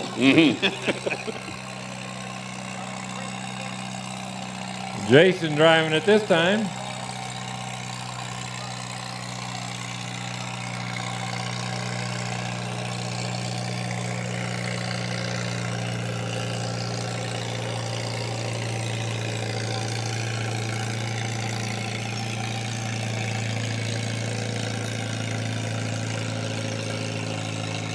What's that little gauge right above the steering wheel there?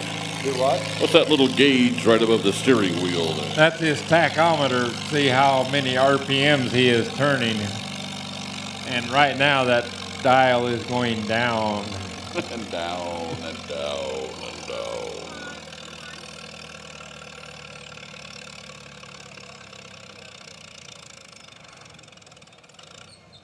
Right there. Jason Booth with 244.41, 244.41. Melvin Hess on his Minneapolis Moline U. And then Keith Hess, and then Larry Peters, Sean Walker, in that order. And then pretty soon we're going to go to 8,000 pounds of tractors. Big boys are coming out to play. Thinking of things coming up here, we got the Chrisman area truck and tractor pull coming up Saturday and Sunday, September 9th and 10th. Chrisman, just there, about across from the high school where they do that tractor pull right there. Nice big open area there. Yes, right there, by the ditch. There's a drainage ditch right there. And the nice thing is, if it gets still too warm, you're not too far from the frosty top? The frosty top. Yep. You bet. The frosty, did I hear the frosty top? It's a great big root beer mug in downtown Chrisman. I must have missed it going through. I'll tell you what, with a little trip down to Moonshine, and on the way back, hit the Frosty Top. Knew you were about ready. Well, We're set then. Yeah. We're you set. go to Hazel Dell and get a piece of pie on the way from Moonshine. Now, I don't think I've ever had a piece of pie at Hazel Dell. It's just west of Moonshine a little bit on 49 where you make them double curves Yeah. straight west. Hazel Dell, is that Mr. and Mrs. Dell's daughter? Hazel? No. Oh, man. Minneapolis U right here, Melvin Hess. See, now you notice the difference between that U and the UV. See where he sits down there and the steering wheel's lower, and I see he's doing a lot of bouncing on that. and it's got a hand clutch instead of a foot clutch. It'd be kind of tough to see if you're using that thing on the farm, wouldn't But it? it's easy on and off. Oh. If you was doing some picking up rocks or something or cultivating, it's really easy on and off them things. There is advantages and disadvantages to everything, and that's one of the advantages right there. It is a handy tractor to get on and off, especially with that hand clutch. If you was picking up bales or something, you could get on and off and pull the clutch back, throw a bale on the rack wagon, get back on and go, and just boom. Okay, okay.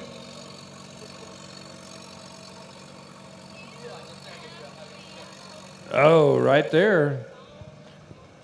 Plenty of power. 247.63, 247.63 for Melvin. Keith is going to be next.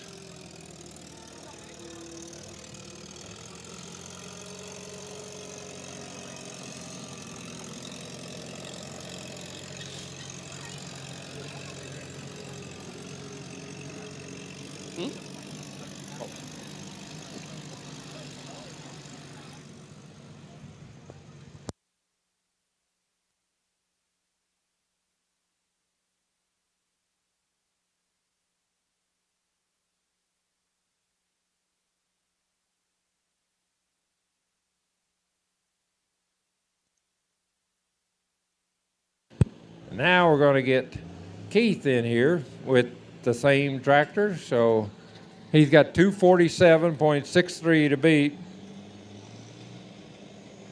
So we're going to see who's buying tonight in the Hess family. And then Larry Peters, Sean Walker, Wesley Neff, Tom Wright, and Lloyd McMurlin in that order.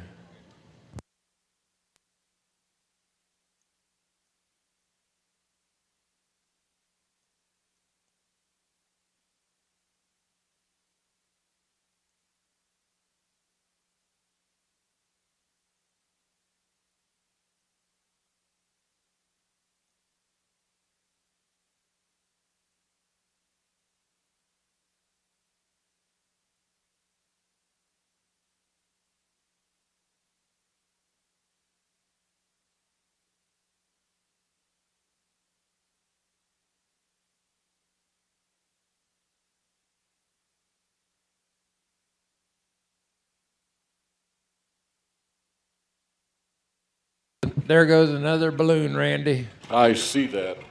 Oh. It's kind of sad. Do you think they're letting them go on purpose, or what's the deal here? Those things cost a lot of money. Oh, I know. I mean, look at that. Look at the helium There's amount a good in that 3/4 thing. of a cent flying away there. I know it. Yeah, let alone Holy. the helium. It's going to cut into the budget here. That's going to deduct our pay. I've just got that feeling. One less slice of bread pudding. I can There we go with that bread pudding again. We're going to have some of that after a bit. I had some. I hope they still got some left. When they. Me too. Me too. Me three.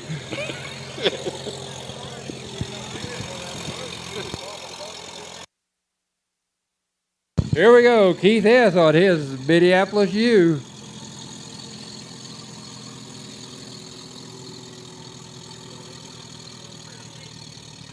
See, he went in second gear. He thought he'd kind of beat Melvin, and I don't think he did. No, at all. 206.51, 206.51. That means Keith has to load that thing up, and then he chain it down and buy supper, all the above.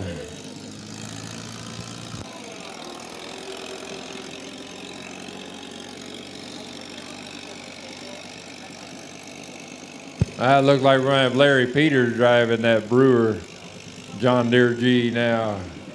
Maybe they got that fly in the ointment out of the gas line. When I first glanced up, I saw that little broken, it says the yellow weights on the front. I thought, oh my God, he ran over SpongeBob.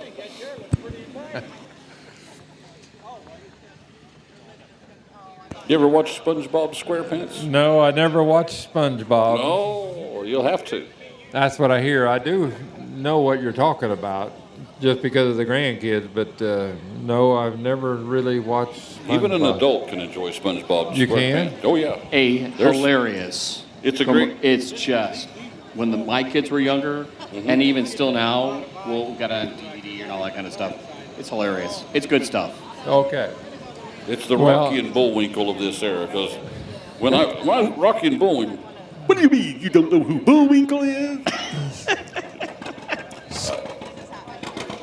Rocky and Bullwinkle was a cartoon that even adults could appreciate, because there was stuff in there adults would get. That's kids right, wouldn't. because there'd be hidden little stories and lines in there. Yeah. Rocky and Bullwinkle and SpongeBob, Boris and Natasha. Remember those two in that? Mr. Peabody? Back to the tractor pull. Larry Peters driving Ron Brewer John Deere G.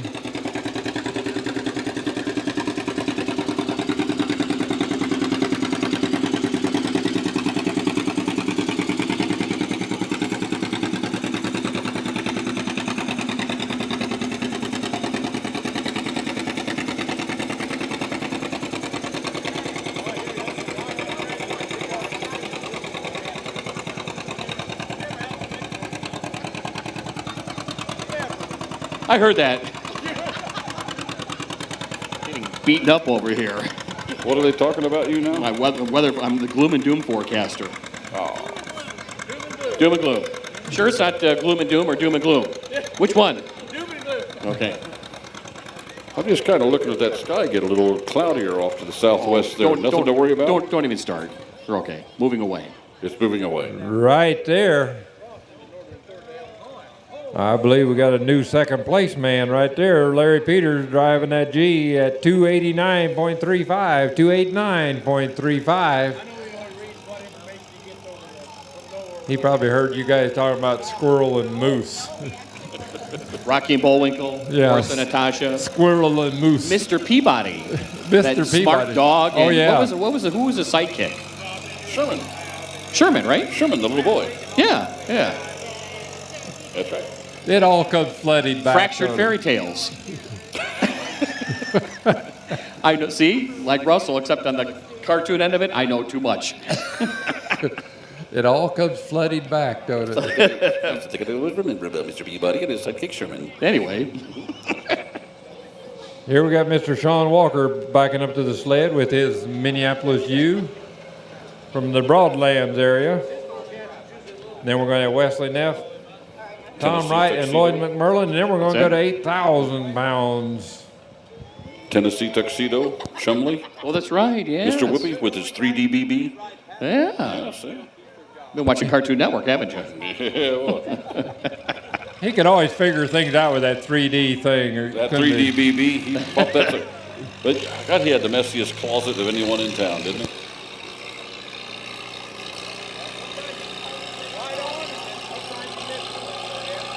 Is this another one of those 2Ms coming at us here? Is this another one of those 2Ms coming at us? Minneapolis Moline?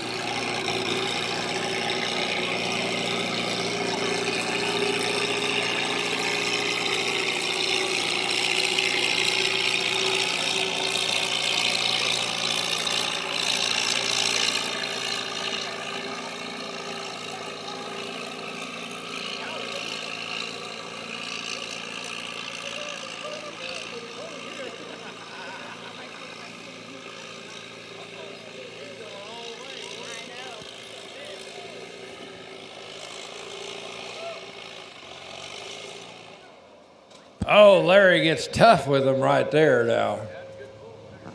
312 feet, .34, 312.34 for Sean Walker on his Minneapolis U.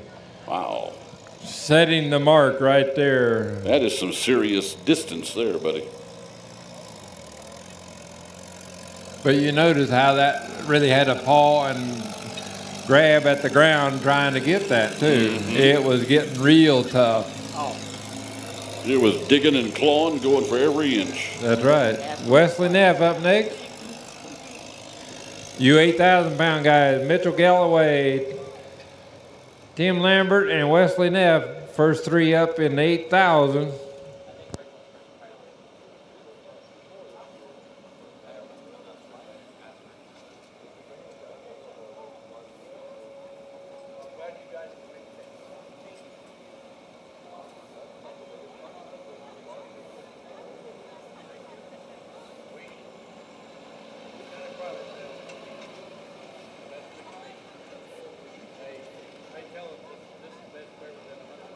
Here we go, Wesley Neff on his Oliver 88.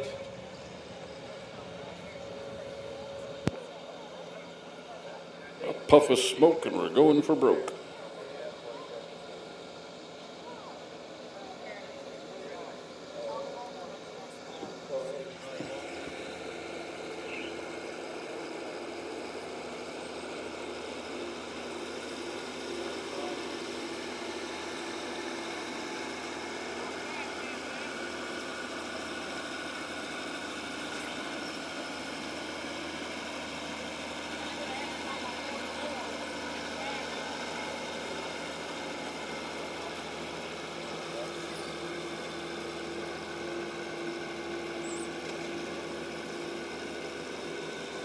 Wesley Neff with his Oliver 88.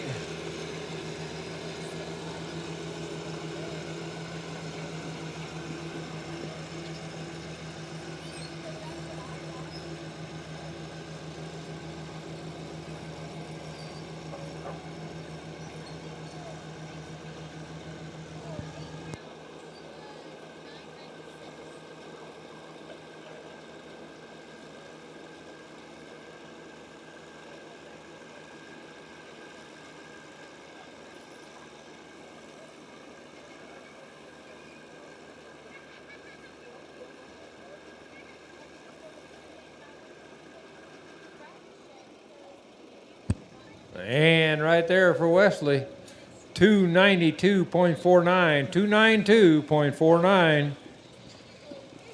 Two left in the class, and then we'll go to 8,000 pounds.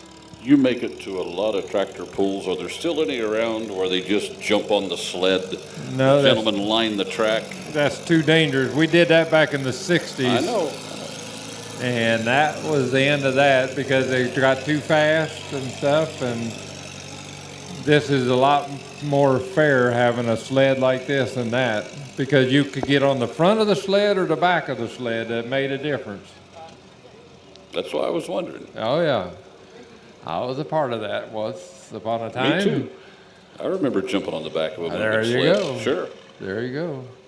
Jump on and just hope to heck that old boy in front of me had a good sturdy belt because that's what I reached for. Because I knew once my feet hit that sled, I was going backwards. And if you was lucky at the end of the class or something, they might give you a free lemonade shake-up for your time and effort. Why do you think I took part in it? You was thinking of that bread pudding again, wasn't you? Oh, well, the bread pudding, I was good for 2 tractor pulls then. There you go.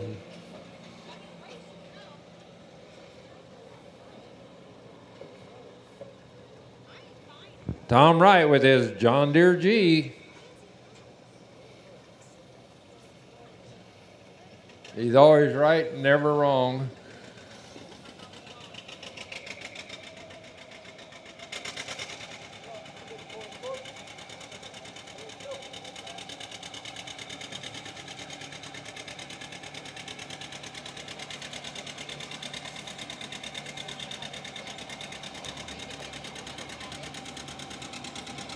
During the war, they made a John Deere GM because they couldn't come out with a new model during the war, but they called it a GM. They could get by with it. And you could tell the difference because the GM had the batteries in front, underneath the air cleaner, right in front of the engine, and it didn't have a seat like that. The seat was different. Really? Yep. It just had the regular old seat like the unstyled G.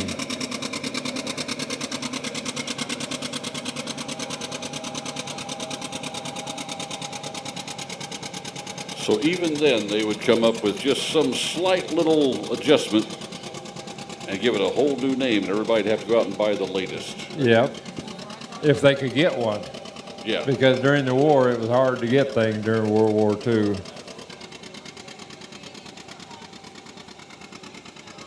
Oh, the left wheel just let go.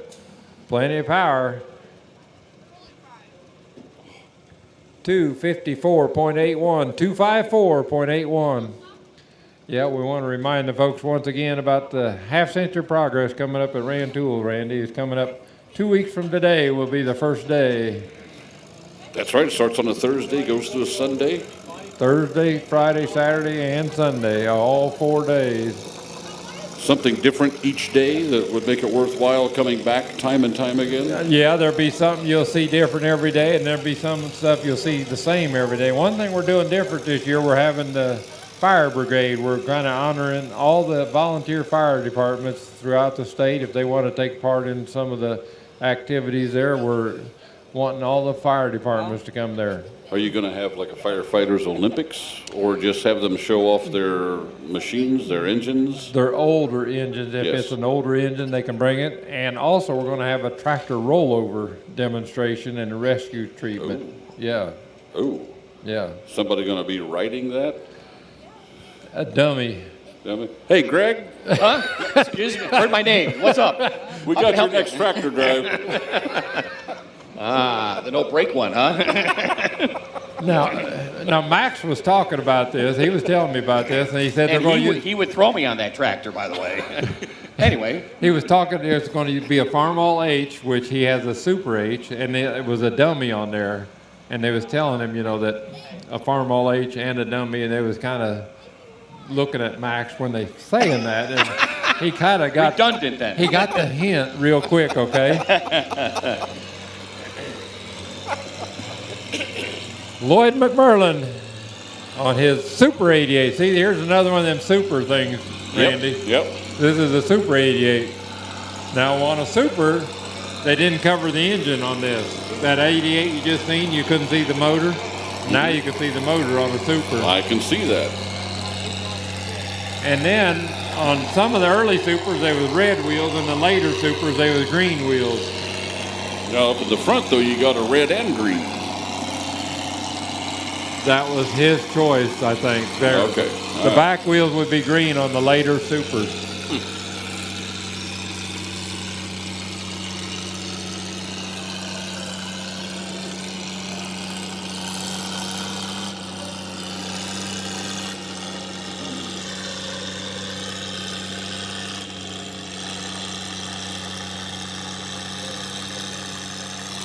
Look at that smoke roll.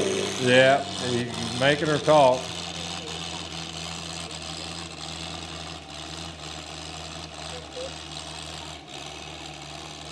That got him in trouble.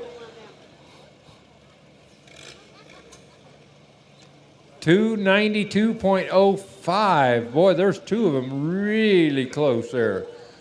292.05. We're going to do a little third grade math, and we'll find out who won that class. Yeah. And give you the results. Do you need my fingers and toes out again? No, we're going to let Rita do it. Okay. We don't want to get too personal with your toes, Randy. I do, just nobody else wants me to.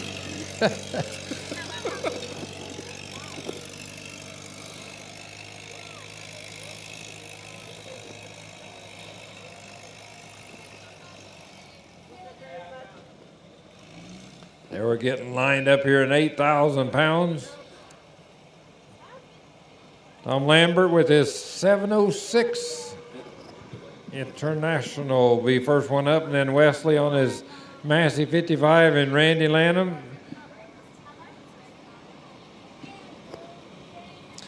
Lyle Marshall, John Chandler in that order. 8,000 pounds. We're starting now. Hefty, hefty, hefty. First time in front of the green screen, Mr. Solier. Scared to death? Oh, no, we've used it before. It just hasn't been used in quite a while. So we kind of into a new rebuild studio. So a couple of different ways to approach and talk about weather. So better to have bigger weather maps and charts versus bigger weather guy on there. So right, gotcha. So yeah, kind of a little different look and feel, but essentially the same accurate message. That's what counts. Accuracy. Accuracy.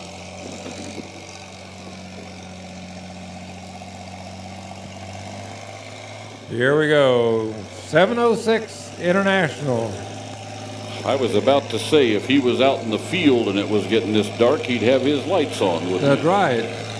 And just as I thought that, Larry turned his on.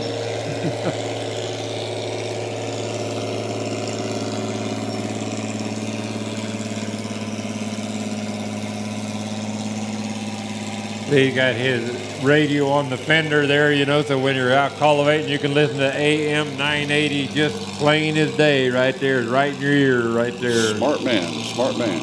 Oh, he just hit the torque amplifier right there.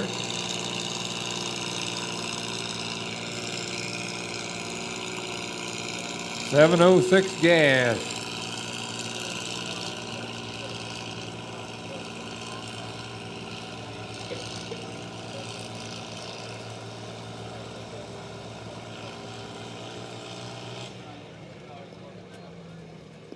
We'll see if we like that sled setting.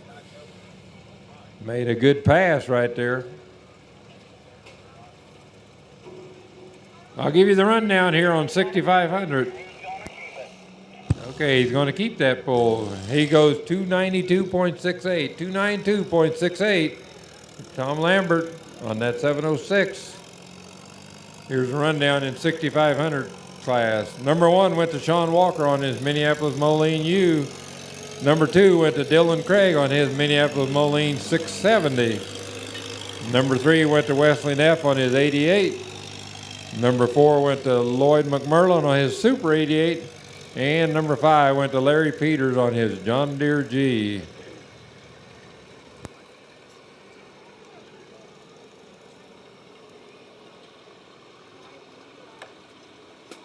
So Wesley's pulling up with his 55, and then Randy Lanham with his Oliver 1650, and then Lyle Marshall, John Chandler. In that order. Sure, tell them if it's that.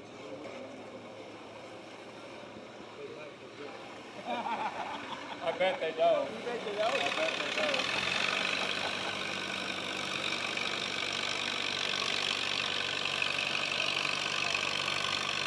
Okay, here we go. Wesley Neff with Max Ayers 55. This was the biggest in the line at the time.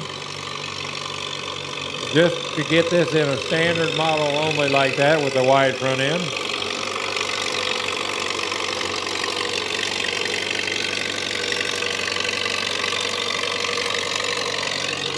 What year would this thing have been made?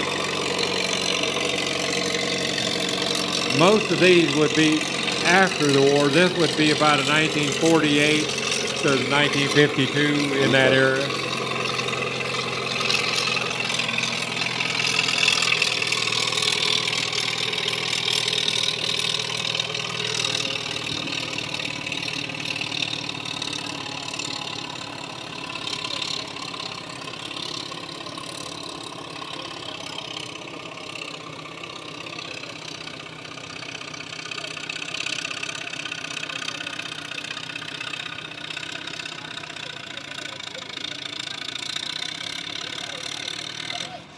Right there, 55 Continental 4-cylinder.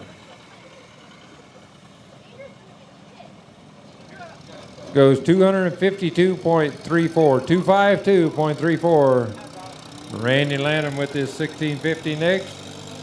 Then Lyle Marshall in that order.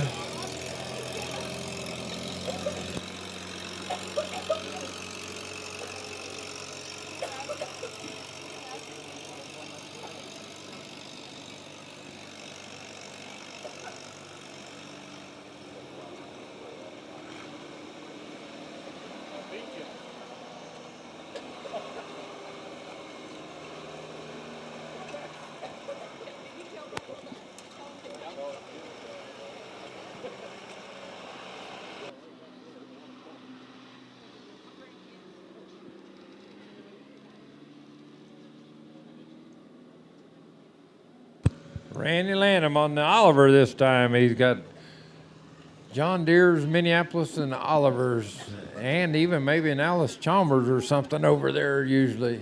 You got a little bit of everything.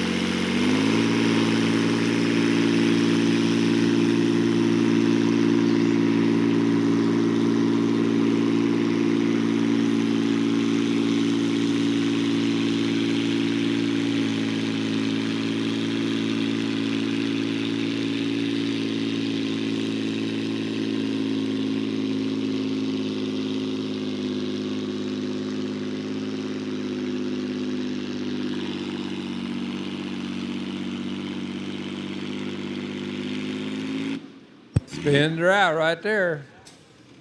That's 1650. You seen that Super 88 that evolved into that 1650, what it amounted to. That's just. So it evolved into something better. Yes. Okay. As time goes on, it just keeps evolving. It went to the 1600, then to the 1650, and then to the 1655. And then they started calling them whites after that. They painted them silver. Why didn't they paint them in white if they called them white? They wanted them silver because the white shows too much dirt and grease. You know, if you got an oil leak on the side, that shows too much. They don't want to see that, so they painted the belly of it black and the hood silver. I'll bet that was pretty. Oh, why would you even want to think of white paint on a tractor? Anywhere. Some of the companies, when they made a prototype, they would paint them white to see what was leaking. Oh, okay. It was a prototype. They out in the field, and that's what they would do. Oh. Yeah. See? And I wasn't listening. And it would fool the competition what kind of tractor it really was too. You know, they could paint it white, and they wonder what kind of tractor is this? It's white. Change production lines. Yeah. All head forward. Acme Tractors. Here we go. Lyle Marshall with a John Deere 3020. Now he wrote something down on this too.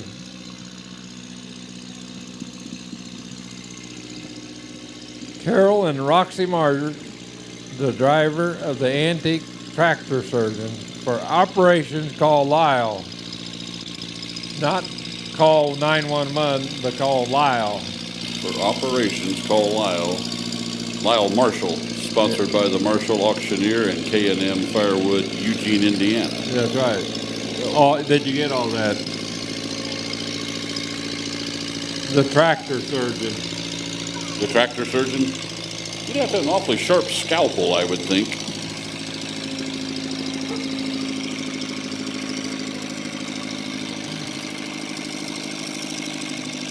You think it'd be kind of like Hawkeye Pierce or B.J. Honeycutt or something, you know, kind of with that MASH unit, you know, you kind of think of that kind of deal. Yeah, better than Klinger. Oh, my. He'd have a dress on, wouldn't he? He sure would. Hey, bang, bang, boom, pow. Look at there. Shooting flames. Do you see that? Yep. He's got her timed just right. Mm-hmm. If it backfires just right like that, he's got the time right.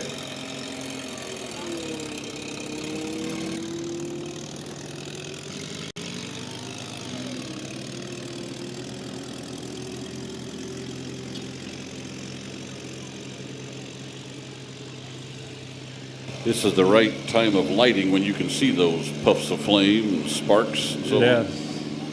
Speaking of that, are they going to have the Jansen brothers shoot some sparks for us in Rantoul?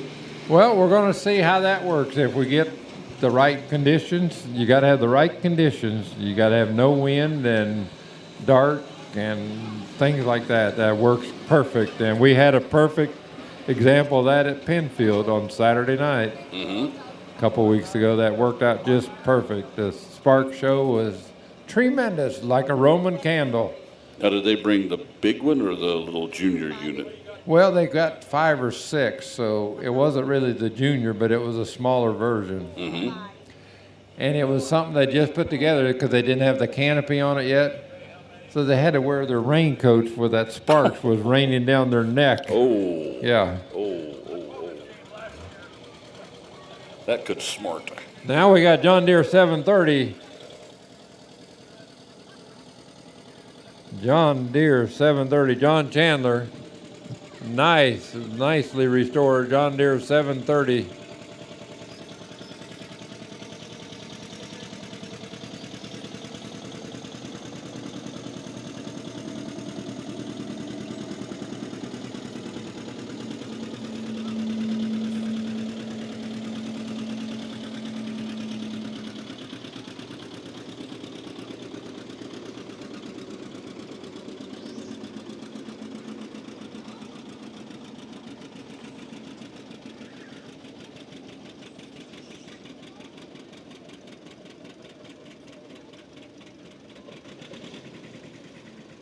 Right there. 188.95. 188.95.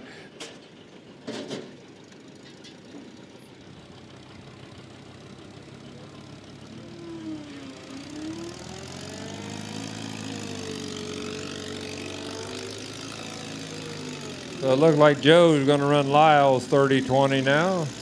Joe Kennett driving the 30-20, and then we got Steve Spessard, okay, driving a 720, and then Dick Neff driving a 70 diesel, and then we're going to go to 10,000 pounds of tractor.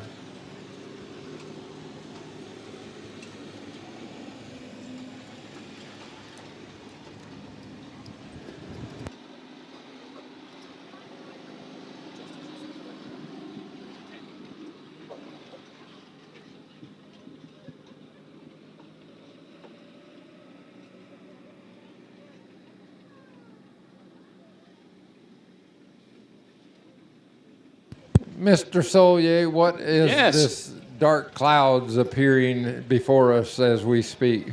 Dark clouds appearing before us while we speak. It's called clouds. It's called I thought I was after right. Sunset. That's what it is. I thought I was right. No worries, no concern. What time are we going to wrap this up? 10:30, right?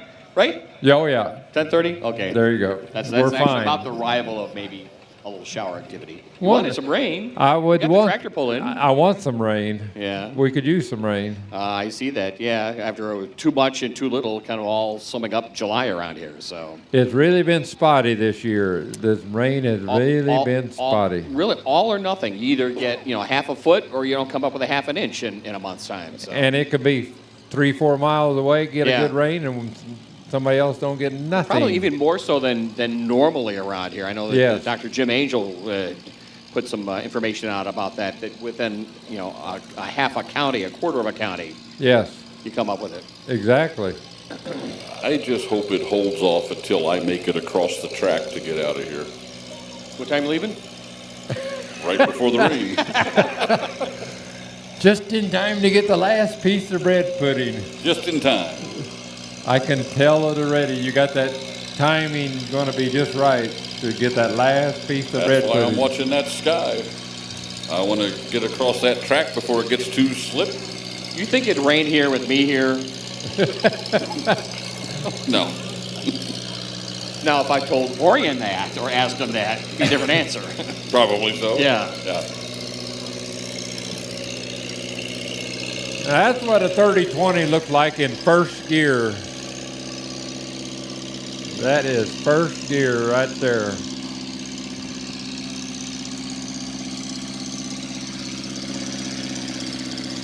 Got that quick hitch on the back on that 3-point there. You see that quick hitch?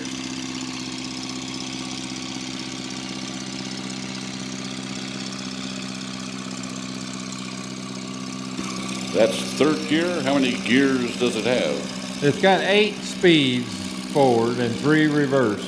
Wow. So this isn't even half of its power. This is first, the way it looks to me. Because he's beaten Lyle all to pieces, I think.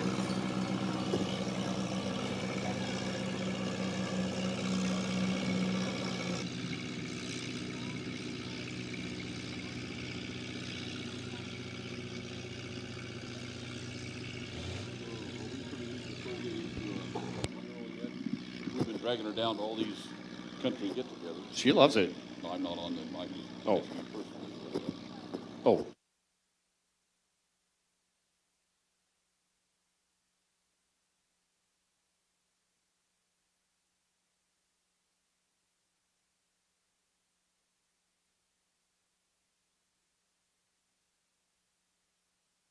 How about that? Good pull right there. 285.42, 285.42. Steve Spessard with the 720, and then Dick Neff, and then we're going to 10,000 pounds.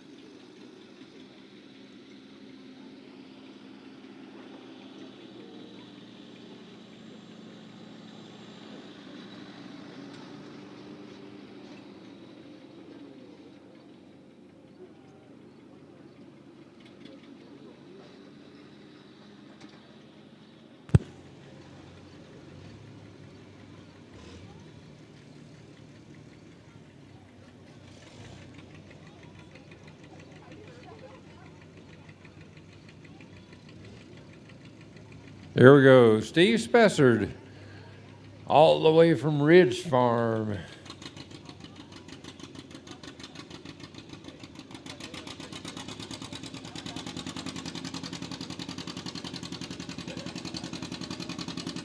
They had a couple of tractors here last night. A Massey and a John Deere in the NA class. Two of them. They had two of them. They should have had two. I wasn't here, but I would guess they had two tractors here last night.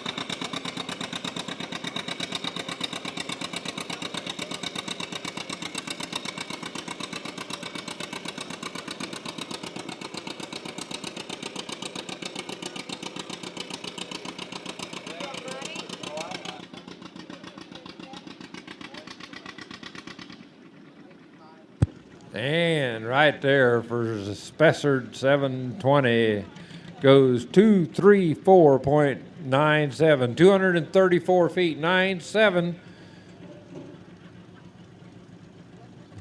Richard Dick Neff from Mansfield will be up next. Uncle Dick. Uncle who? Uncle Dick. This is Uncle Dick. All right. Going to be next. I'll take your word for it. It's Wesley's uncle. It is. Okay. I'm just telling you the family tree here, okay? I understand. This tractor pull, Russell Brewer commentary, brought to you by Ancestry.com. How many generations do you want to go back, huh? How many can you? That's the question. Have you ever had your ancestry traced?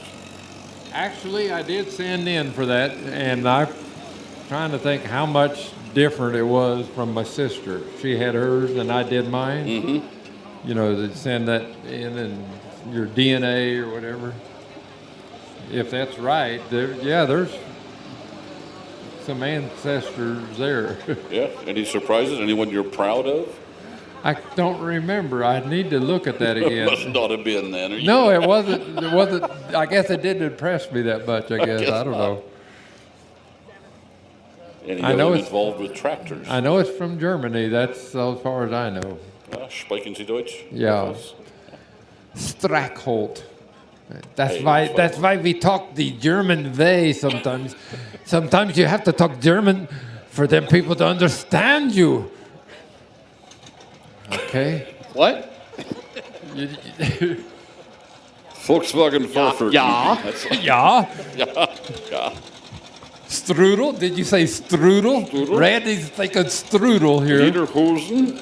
Bustenhalter. Randy and Lederhosen. Russell Lederhosen. Ach, du lieber. Ach, du lieber. Dick Neff from Mansfield, Illinois. There'll be a tractor pull over there next Friday night, right downtown Mansfield.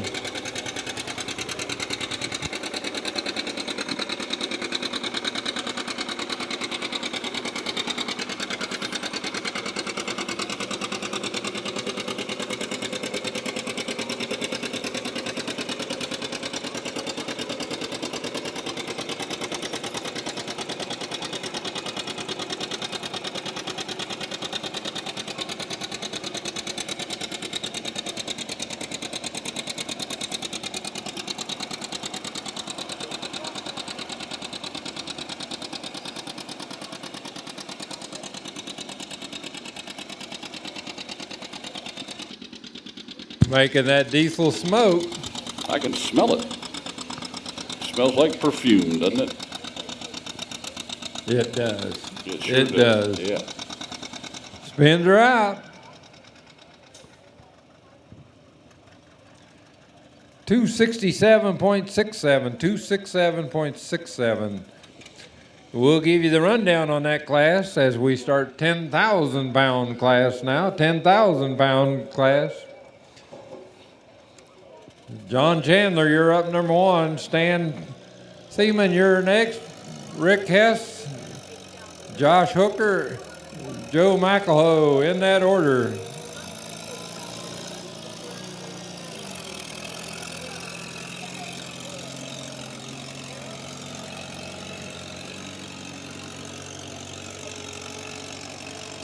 We'll go 10,000, then we got 12,000, then we're going to get that 12,000 fast class yet. So here's the rundown on 8,000 pound. Tim Lambert with your 706, number one man. Number two goes to Joe Kennert on that 3020. Number three, the pull you just saw, Dick Neff on that John Deere 70 diesel. Number four goes to Wesley Neff on the Massey 55, and number five goes to Randy Lanham on the Oliver 1650. So when each class is over, what do the winners do? Just go home or what? There's money to be had.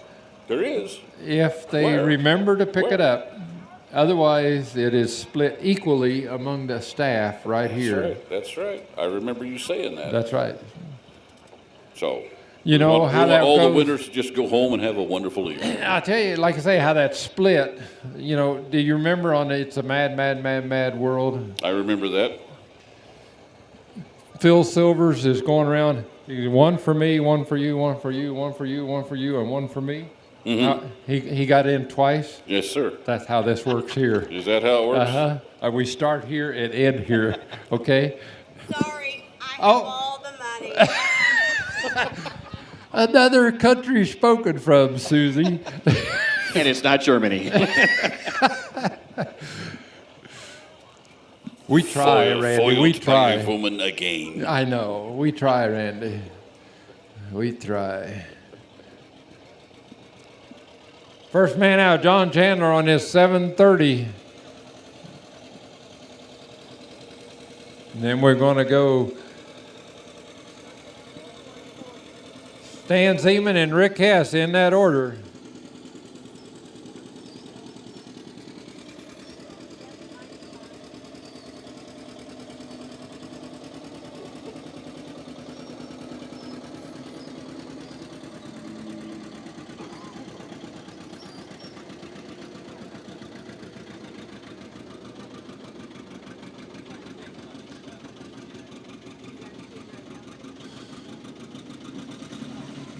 Getting tough right there. We got a nice close-up view of that finish, didn't we? I said, we got a nice close-up view of that finish, Yes. didn't we? Yes. Right, kind of a Bob Euchre's front row seat. Yep, must be in the front row. Right in the front row. How'd the Brewers and the Cubs and the Cardinals do today? Anybody know? You know what county, not County Stadium, at Miller Park, there's actually a seat designated the Euchre seat, Really? upper deck, behind home plate. Guess what's in front of it? A pole, a pillar. That is known as, and it's marked there, it's a Euchre seat. And you can sit there if you'd like. True story. I can believe it. We were there a couple of weeks ago for a Cubs Brewers game on a Saturday night. Nothing better than be sitting in Milwaukee's County Stadium. 35 of the 45,000 were Cub fans. One of these fan cans they put up there. They got a guy with a green hat on. Turns around, it's a Green Bay Packers hat. Booed out of the park by Cub fans. Oh. The best part outside of a Cub victory, best part of the night. Some of those fans are ruthless. Well, you know, we waited 108 years to Yeah. win, so, you know, Yeah. get out of our way. Really? Okay, John Chandler goes a distance of 148 feet, .20. 148.20. Stan Seaman, 806. And where are you? And then Rick Hess, Josh Hooker, Joe McElhoe. I might have to go get my glasses yet, Randy. You got your glasses here? You do have them right there. I do have them. You need to borrow them? I don't know. You have to look through all the fingerprints and grease and bread pudding smears. I just forgot about the bread pudding slipping down your front. Go ahead. Got the whole menu of the day right there. That's it.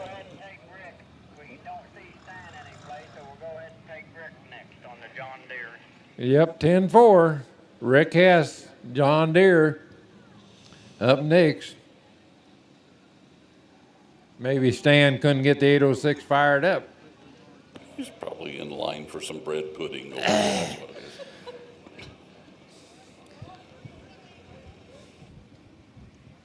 You know, I might have to beat you over there before you get over there, so I'll make sure I get some of that bread pudding. I asked him when they served me my slice, they said, now, is that the biggest one? Cut biggest? They assured me they were all cut equal. Boy, I hate that when they cut them all the same. I know. Because that way, I want the biggest one, okay? Of course. Here we go. Rick Hess with his 40-20 John Deere. 40-20 gas, I think, if I remember right. And then Josh Hooker or Joe McElhoe. Yep, 40-20 gas. I can see the carburation from here. Good running 40-20 gas.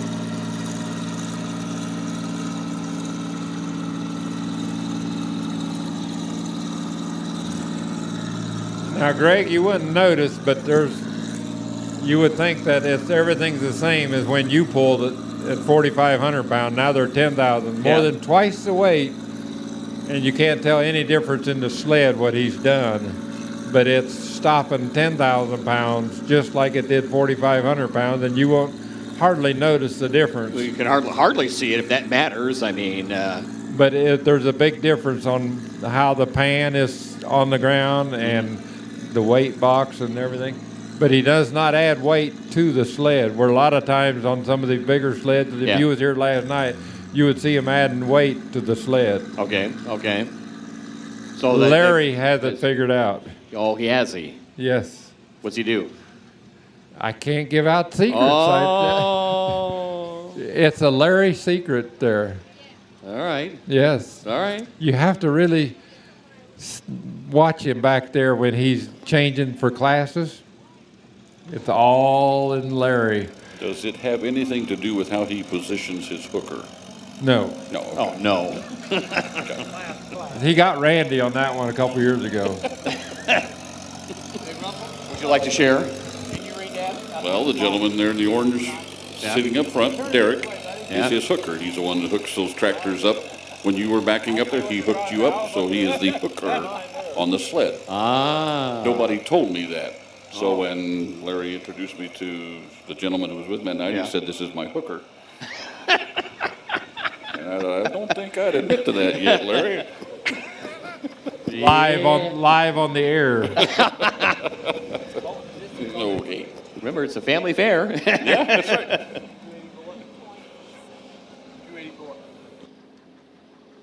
Okay, here's the distance for Rick Hess, 284.87, 284.87, that's the mark right there. Josh Hooker with his 11:35 Massey. And up next, we got Massey Ferguson right here. 354 Perkins turbocharge. And then we got Joe McElhoe with his 830, and in that order. Look at that smoke roll. Yeah, look at them red lights, boy, lighting up. I see that. Looks kind of evil coming down the Yeah. track, doesn't it? The evil eye.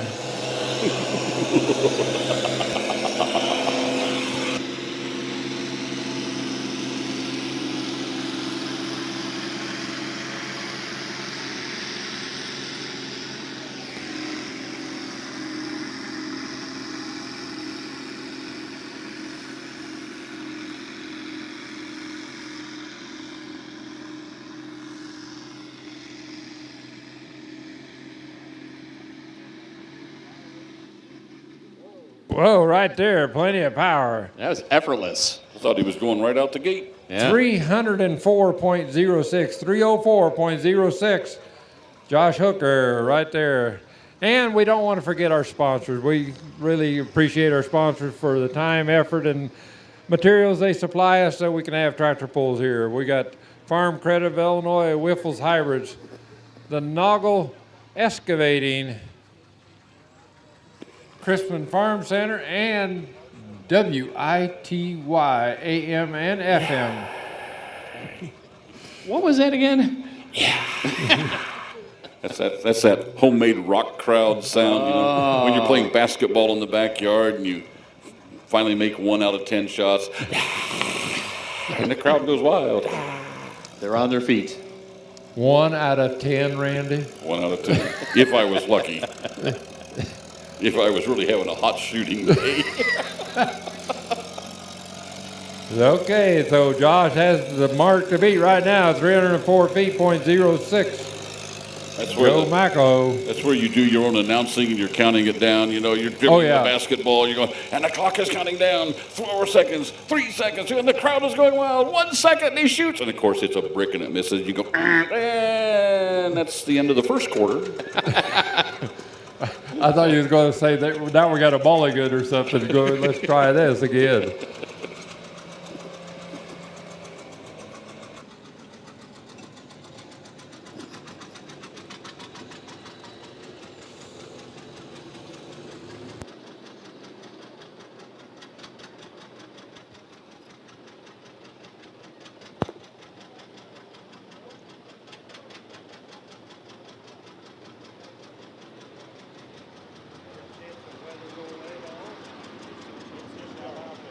Now we get the 830 up here. Joe McElhoe from over at that Armstrong area. Driving 830 John Deere. This is the last and the biggest of the 2 cylinders they ever made right here. 1959, 1960. This was the end of the line. This was the end of the 2 cylinders right here.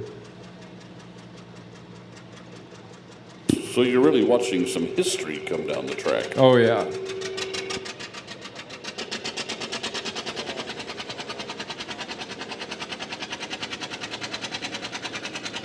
like 474 cubic inches in 2 cylinders right there.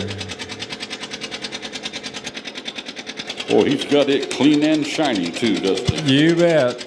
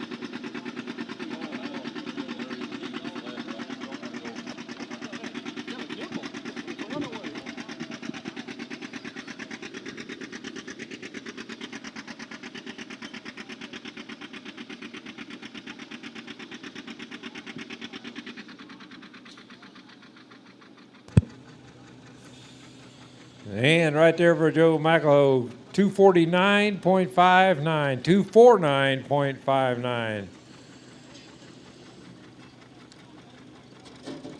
John Sandusky with his 1955 Oliver, not the year, it's the model number.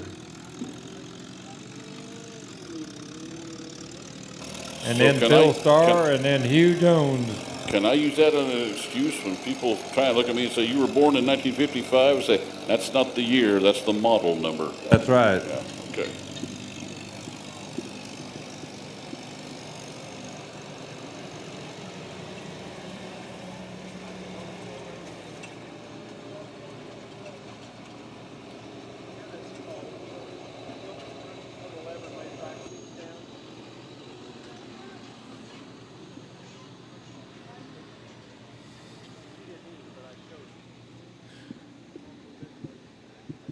$1955 Oliver.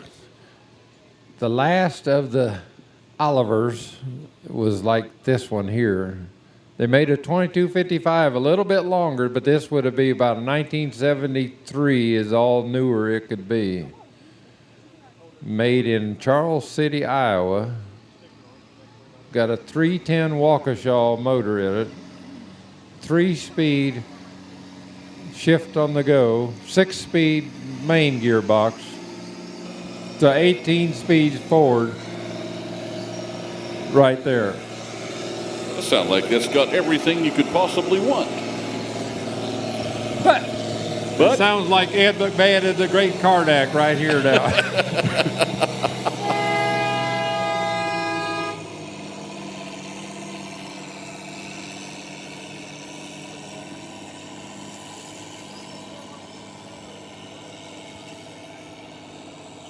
He's just going right on out the gate. Look at that. He shifted. Looky there. Yeah, good run in 1955 Oliver. Nice looking too. 298.45, 298.45, Phil Starr. And then we've got Hugh Jones.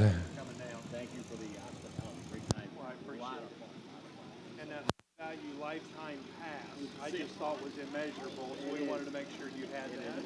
In the pocket you want, you shall return. Well, you know, photo ops are dime a dozen sometimes, but we wanted to make them good. I appreciate that.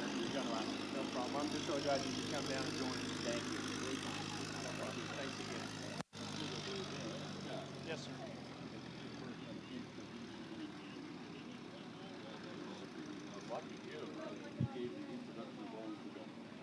Well, I appreciate that.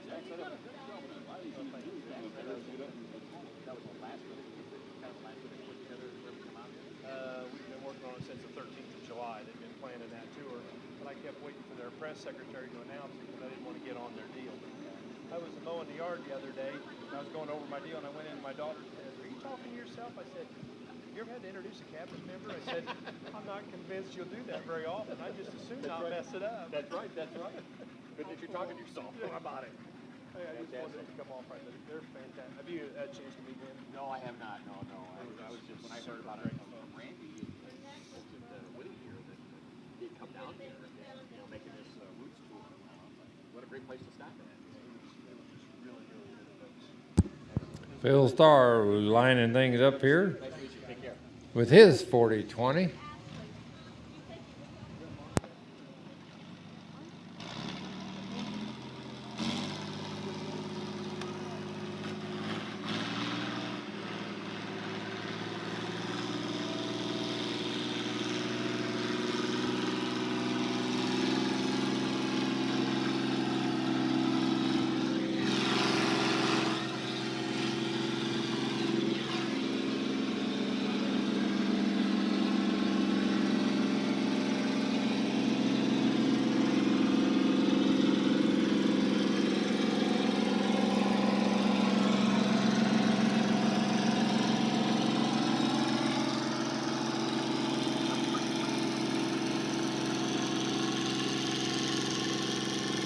Hard to believe how old these 40-20s are getting to be already. It come out in 1964, and that was an early one there. We're going to have a later one here right away. Yeah, there is a little difference between them, but that thing, they look like brand new yet. Right there, Phil Starr. 299.26, 299.26. Hugh Jones, your last man, and then we go to 12,000. The only thing that bothers me when people talk about things like this was in 1964, how old and ancient these things are. It's a miracle they can still move. Heck, I remember those years, Russell. I do too. Yeah, people look at me like it's a wonder I can still move. That wasn't that long ago. That's when the Beatles was really number one, about 1964. Late 1963, early 64, that was the ticket. The Beatles. The Beatles. I have the Beatles at the Hollywood Bowl from 1964, the album. You do? Signed by Bob Eubanks, who was the promoter for the show. No, not signed by any of the Beatles. But Bob Eubanks' name is actually on the album cover, so I got him to sign it. I remember him when he was here talking to you about that. That was part of the deal. I thought that was kind of a neat thing, that he was part of that deal. He was the one who brought them to the Hollywood Bowl, mortgaged his house to make it happen. Something else. Hugh Jones be our last man. Then we're going to 12,000. We're going to need Josh Hooker, Brian Novell, and Lyle Weber, first three up in 12,000.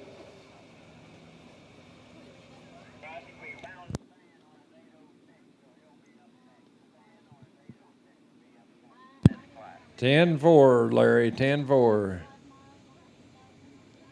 We got Hugh Jones, and then we've got the 806. Will be our last man. Now we got a 40-20 with Hugh Jones. Now this thing is for sale, Randy. You could buy this tractor right here if you really wanted. No, I couldn't. Sure you could. I may want to, but I couldn't. Now this is a 1971. They made them until 1972. But it's got the hydraulic controls here at your right hand instead of up here by the dash. Uh-huh. That's the main difference. Russell?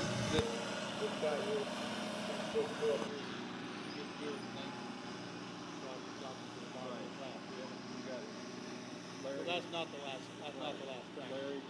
Oh, he called you. Okay, buddy. All right. We got her down. Got her done. Holy moly.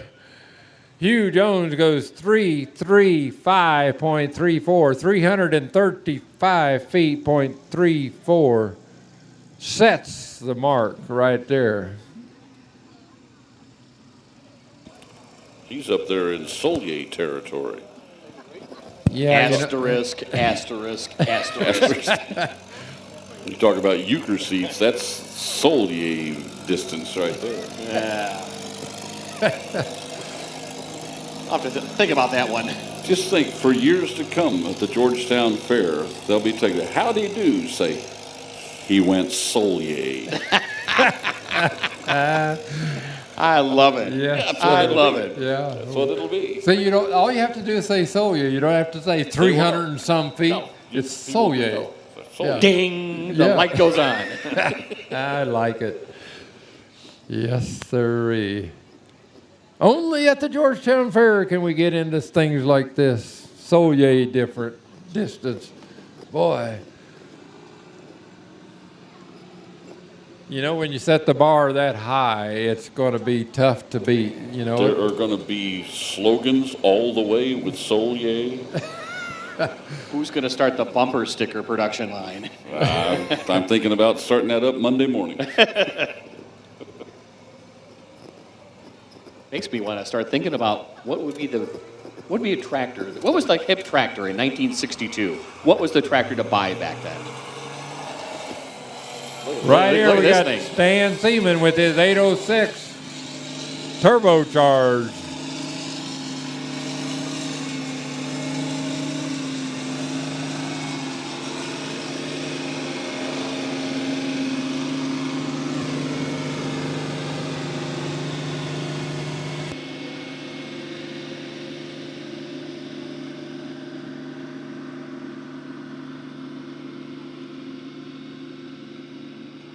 In 1962, I would have had a long list of tractors I would have wanted to buy in 1962.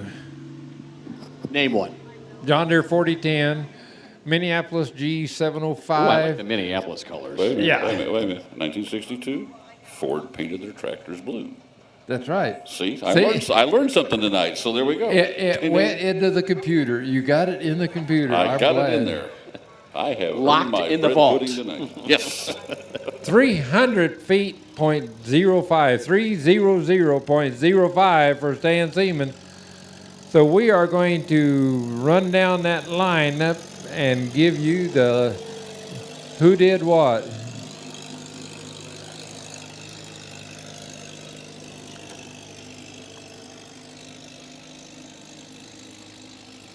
The way I've got it right here, Hugh Jones went number one with his 4020 at 335.34. Number two goes to Josh Hooker on that Massey 1155 at 304.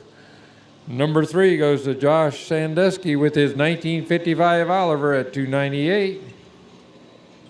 Nope. No. Phil Starr with his 4020 at number four. John Sandusky at number 5 with his Oliver 1955. Stan Seaman was number 3. Did I say that right? Was you paying attention, Randy? I'm sorry, were you saying something? They will have your checks up here in the order that it was supposed to be. I guarantee you. Susie has it straight up there.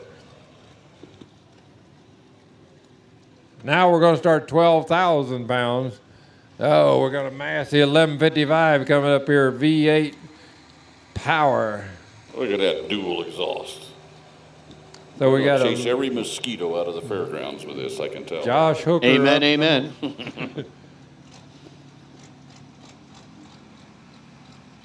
The Perkins V8, sweet, sweet music. You listen to this baby right away. Is this I could have had a Perkins V8?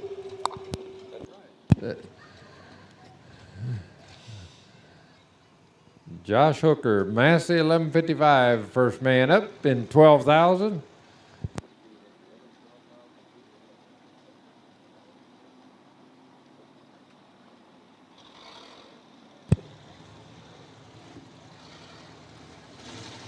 Here we go. Wow, look at that.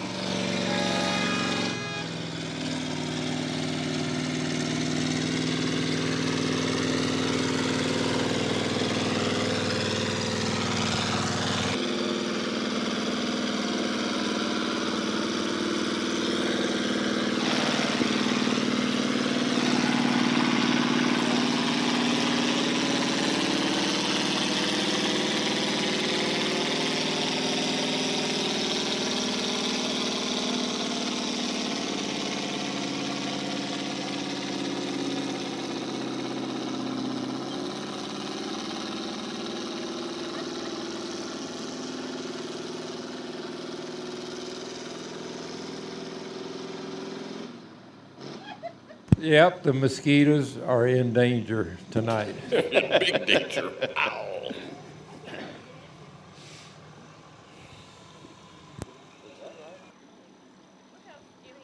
287.80 for Josh Hooker. He didn't like that, so he's going to come back. He thinks he can do better the next time, so we'll see. Brian Neville with his 1066. Lyle Weber. Alan Hackett. Alan Hockett, I'm sorry. Next three up.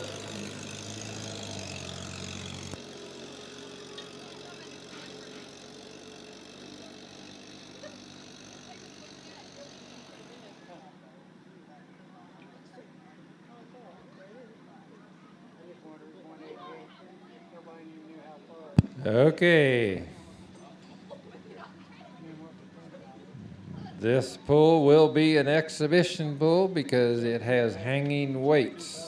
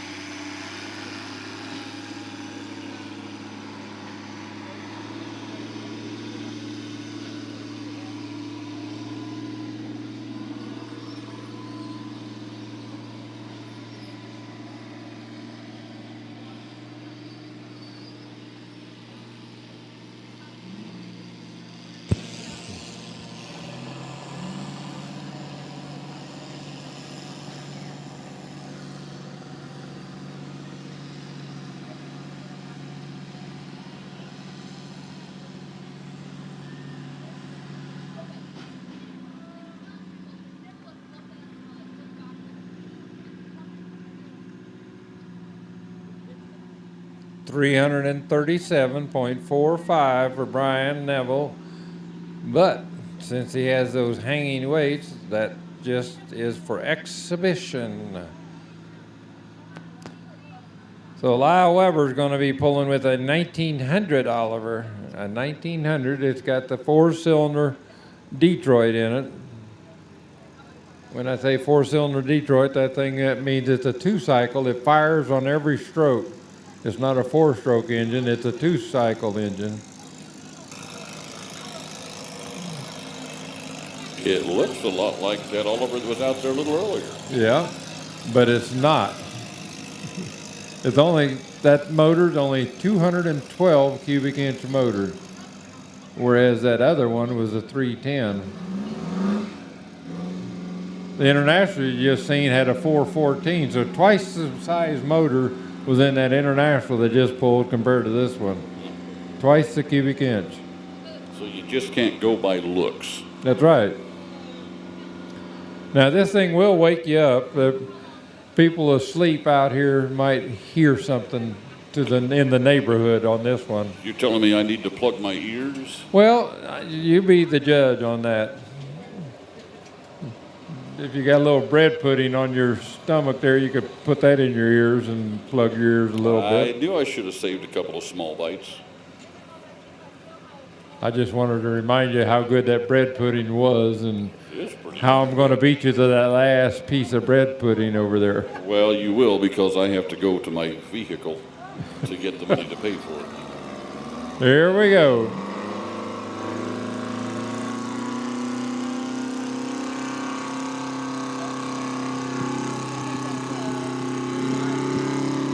That's a cool sound.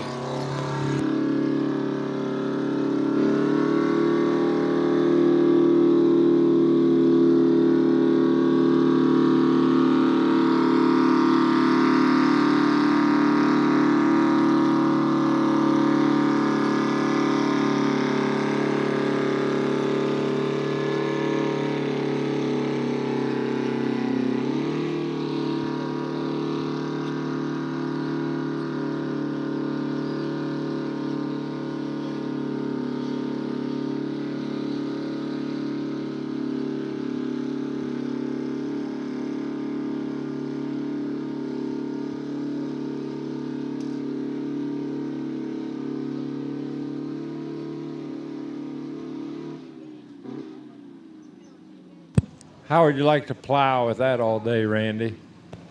Straight? Yeah, all day. All day? All day? All day long. Oh, I don't know. Not even a potty break? Your dad would hear you all day if you was plowing or not. So if you was killing time on the end somewhere, he would know that you was loafing. Yeah, he would. No, I think I better pass on Okay. that. Lyle Weber goes the distance of 296.13, 296.13. Alan Hockett with the 856, backing into the sled up next. Who was the person that brought us the bottled water earlier tonight? Because I'm wondering where that person is now.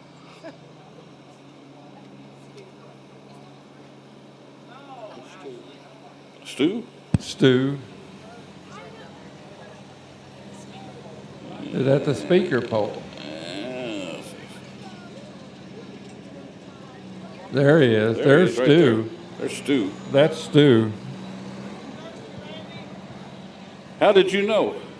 Stu's asking if I'm thirsty. How did he know? I heard the hint. Did you? I heard the hint. I tried to hint real good. There we go. 856 International Harvester.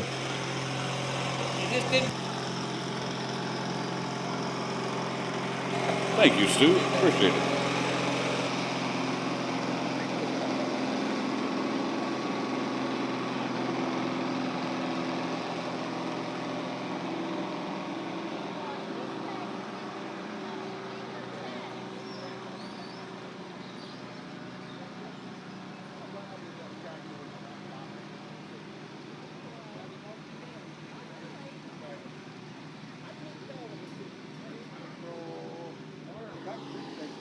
Oh, boy. Yeah, just by the fish, too. 251.32, 251.32 on Alan Hockett on that 856. Sean Walker with a G1000 be up next. And then Dean Pyatt, and then we've got Bill Moss on his D21. And then we're going to go to the Hot Farm, 12,000 pounds.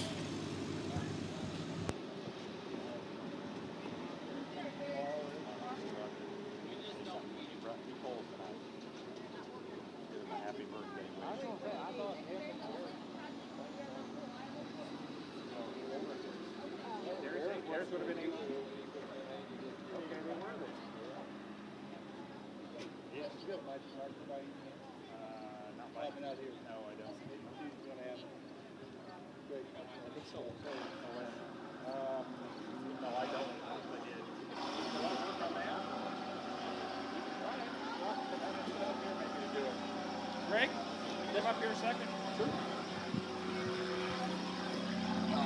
It's going to be a world thing.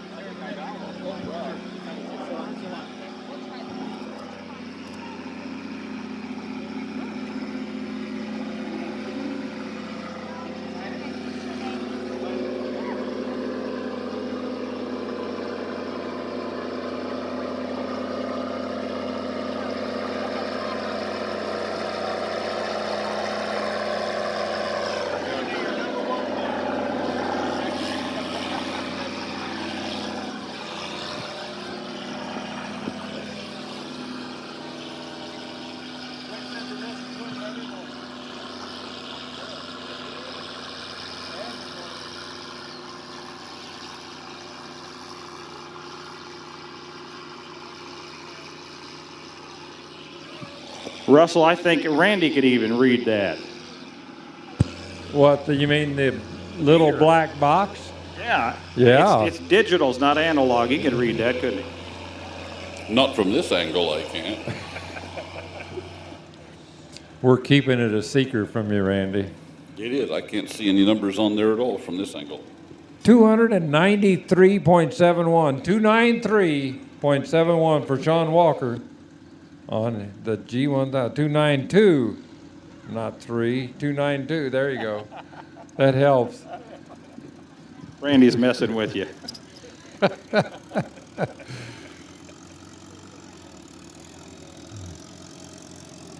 So, Randy, have you caught the bug? Tell the folks tonight, have you caught the bug, the pulling bug? I feel a little feverish. Tell him that's not the bug we're talking about, Russell. You don't look too good. That's what all the women tell me.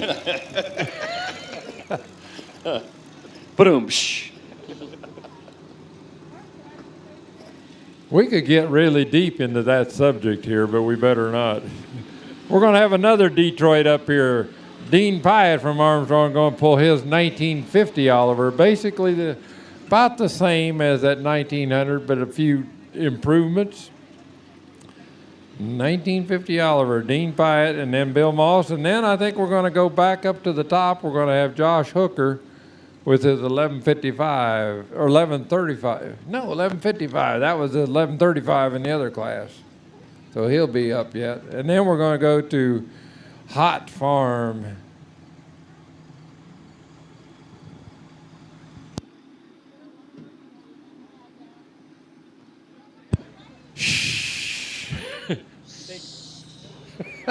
I heard that too. I don't think the Well, audience heard what we just heard. it's Susie. Yeah, I know we could take her. All of us could take Susie, all of us. It might take us all, but we could do it, I know. We just have to have a plan. Here we go.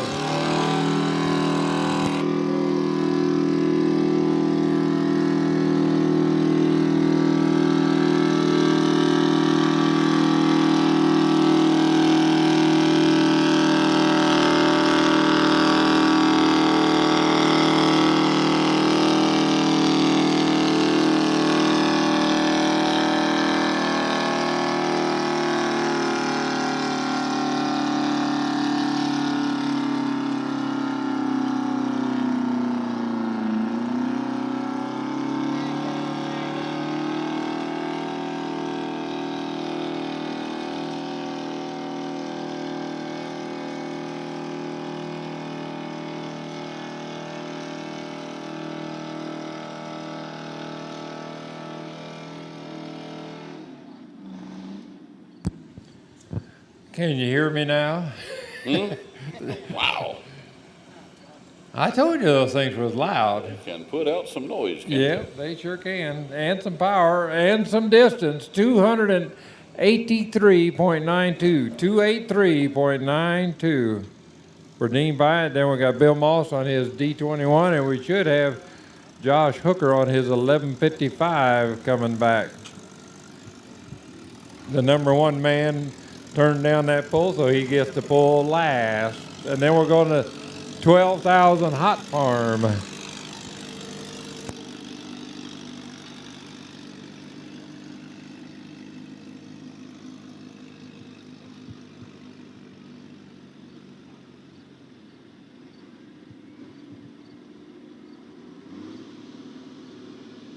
D21, big old girl at the time.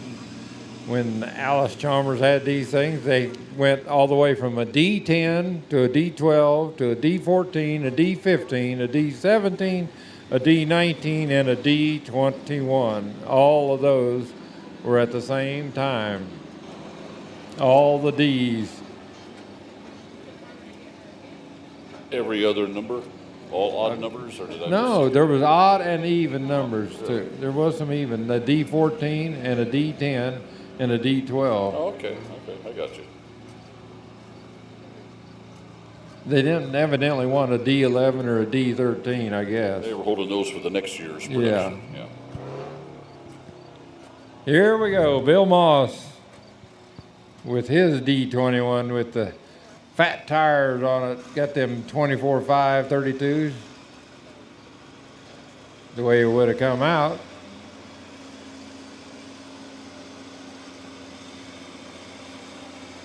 Okay, now we can see where we're going.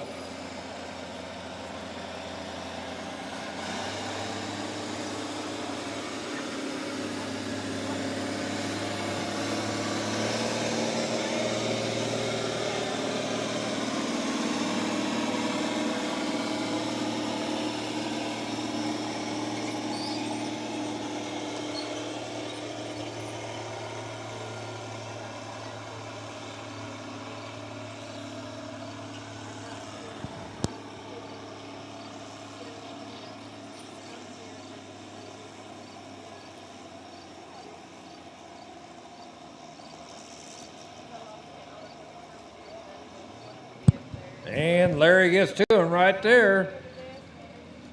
318.52. 318.52. Hello. And then we got Josh Hooker yet, and then we'll go to 12,000 pounds of hot farm. Darren Craig and Josh Hooker, Brian Neville, John Craig, and Bill Moss.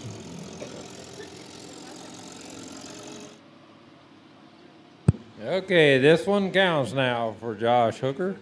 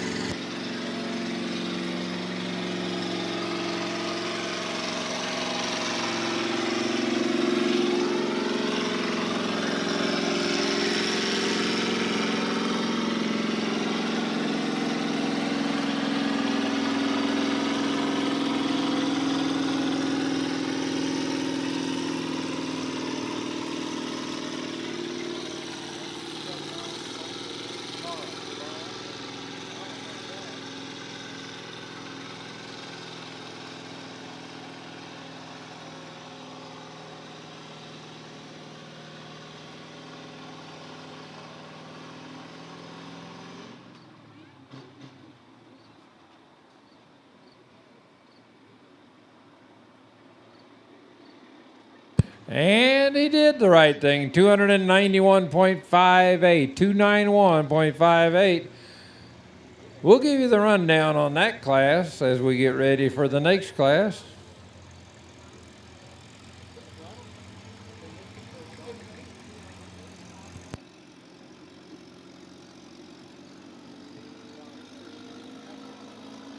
So this time there is no speed limit in this next class now.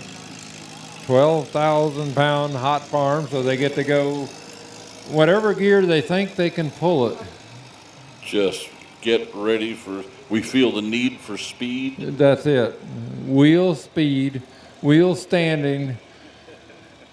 Just like US 30 drag strip. Here we go. What to get? US 30 drag strip. Get your tickets now. Go, let's go.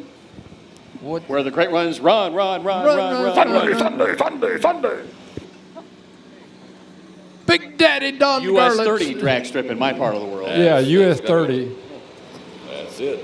Yeah, you would have went down to Charleston, right?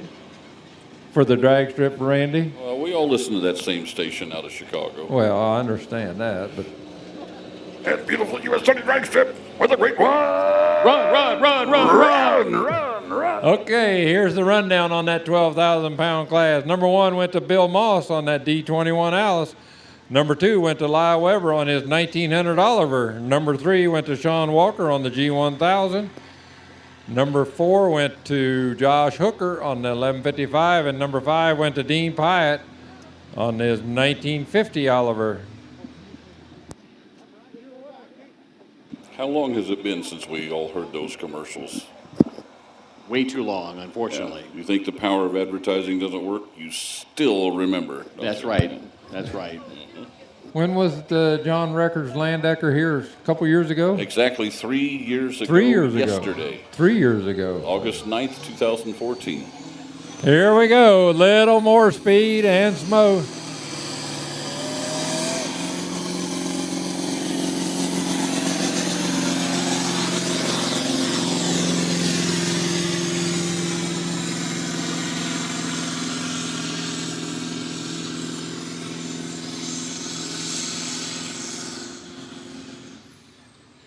I think they give him the flag because he went out the end.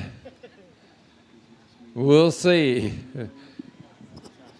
We'll see what Larry says here. We have a lot of distance, I'll tell you that. He's in Soulye territory once again, Randy. That's right. That's right. Oh, good heavens. Went Soulye. You get these guys on a runway at Midway or O'Hare, that sound going down the track here. Whoosh.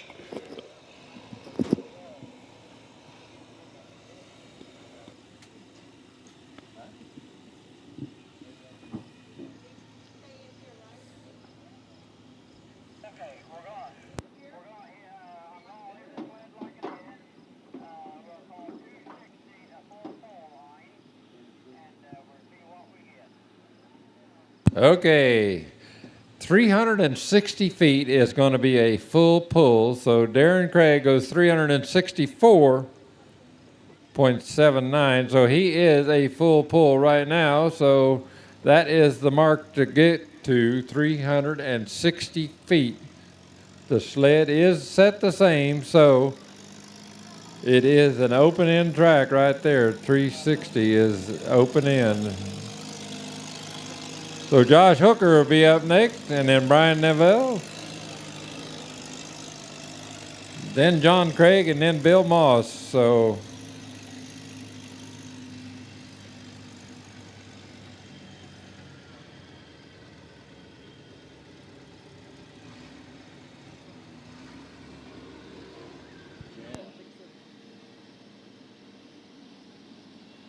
yeah, we had a pretty good fire in that Massey Ferguson there, Randy. That thing was built to pull. I noticed that. That thing could haul. The mail? Well, let's put it this way. Larry had to hold on to his hat.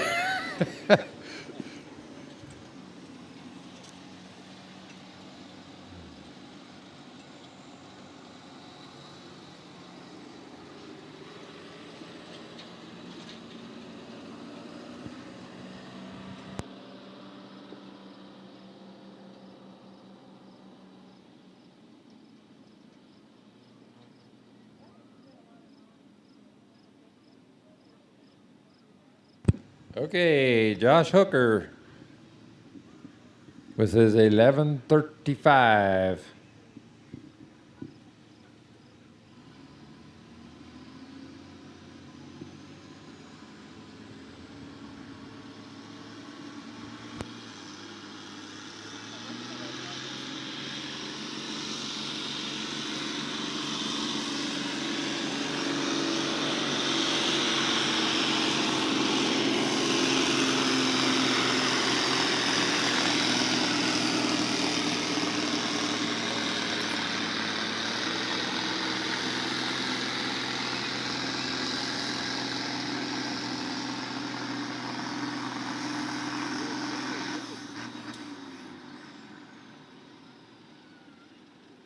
.230 point 8582, 230.82 for Josh Hooker.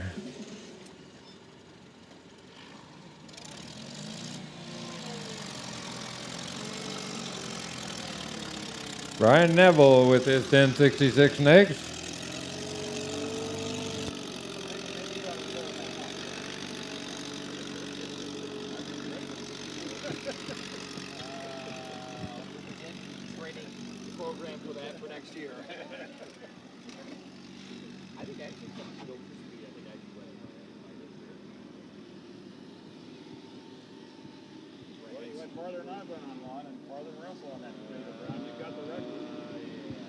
Solier. You're liking that, yeah.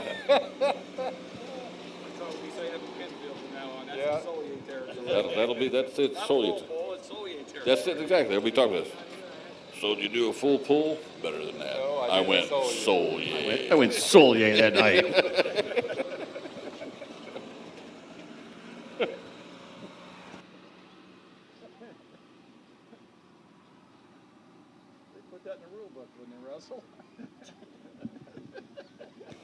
Next year we'll have all these classes and the supers, and then we'll have Solier division.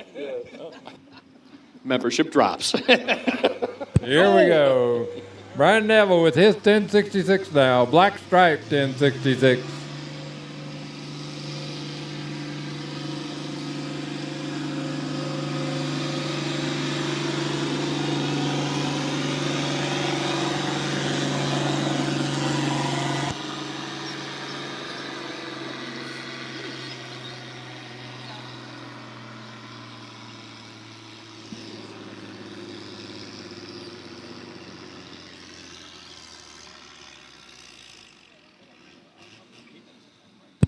He saved the torque.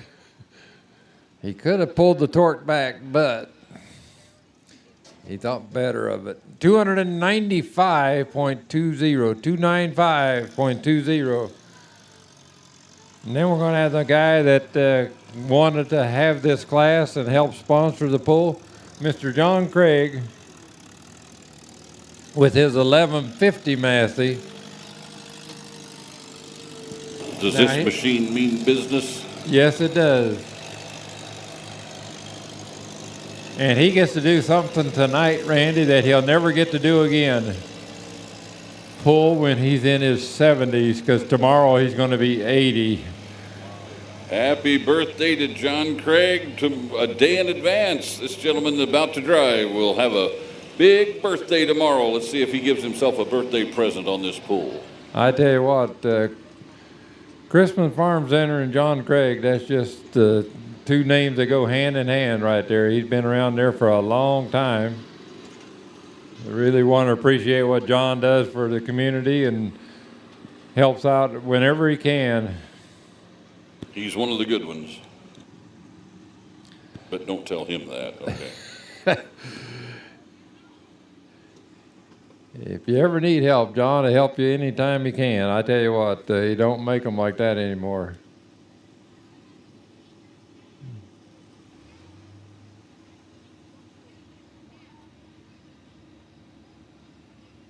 Just tickles to see he's out there and he just does as good as he did 10 years ago yet. I tell you, he does a good job.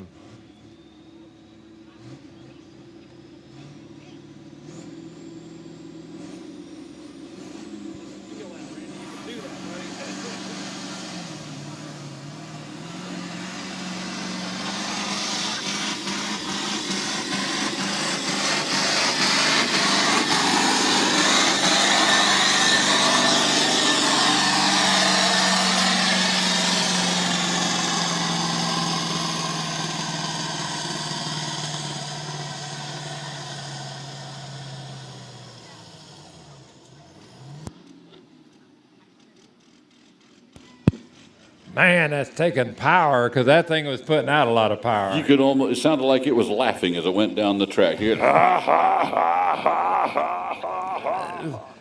That's the governor in that thing. Now, see, that's something that we don't have a lot of in this state, is a good governor sometimes, but we had a good governor on that thing.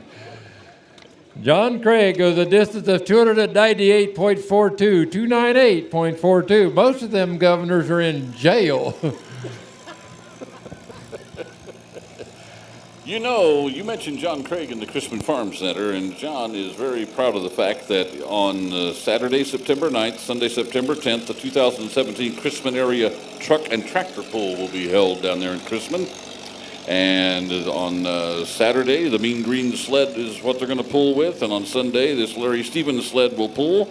And everyone is invited to come on down to Crispin and enjoy 2 days worth of some great tractor pulling down there. And I think Mr. Craig might wind up pulling in that again down there. So I bet he does. I bet he does. Mark that on your calendars, September 9th and September 10th. I tell you what, as we're winding down here, Mr. Bill Maul is going to be our last puller of the day. We do want to thank our track crew. We've got Pork Chop over there on that little Massey, and then we got that John Deere running around here with that Georgetown roller. It's really helps out a lot to have dedicated people all night long running that track equipment, keeping the track fair for everybody all night long. We need to give them guys a hand. Pork Chop's got a little one now. He said he just got one this past winter. Really? He's got a little pork chop. Yeah, give him a hand, folks. We do want to appreciate our track crew and Miss Rita and Miss Susie over here for doing what they do, because we can just talk. Here we go. Here we go. Last pull.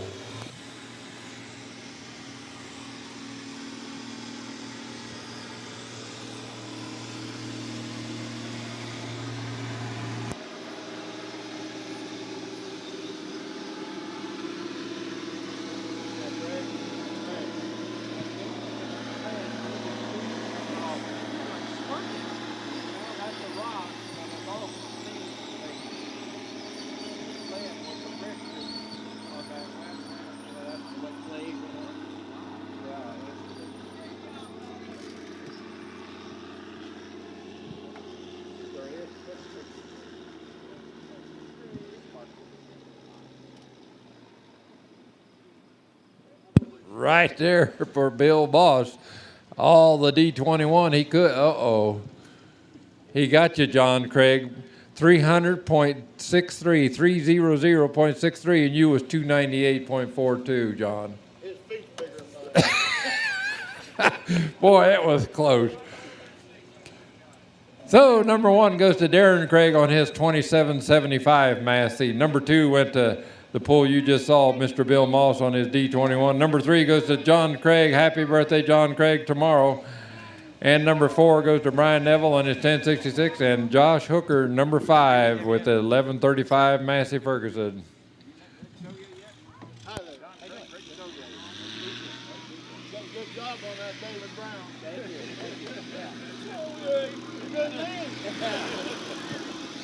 Hey, John Craig, we want to thank you for helping us start the hot class here, the hot farm class here at the Barnyard Bull. Well, we had some good tractors. I just wish we could get more of them. Well, sometimes it takes a while to build it. Russell will tell you that. You got to crawl before you run, don't you, Russ? That's right. It's a good class. It's like I say, you get to see a little smoke, a little speed. Kind of a nice way to end the night. Just got these tractors off of the chisel plow, and we brought them to town, and they've done a good job.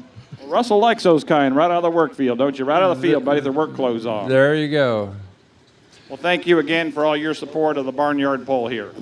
Okay, thank you. You had a good pull, guys. Remember Crispin Farm Center, folks.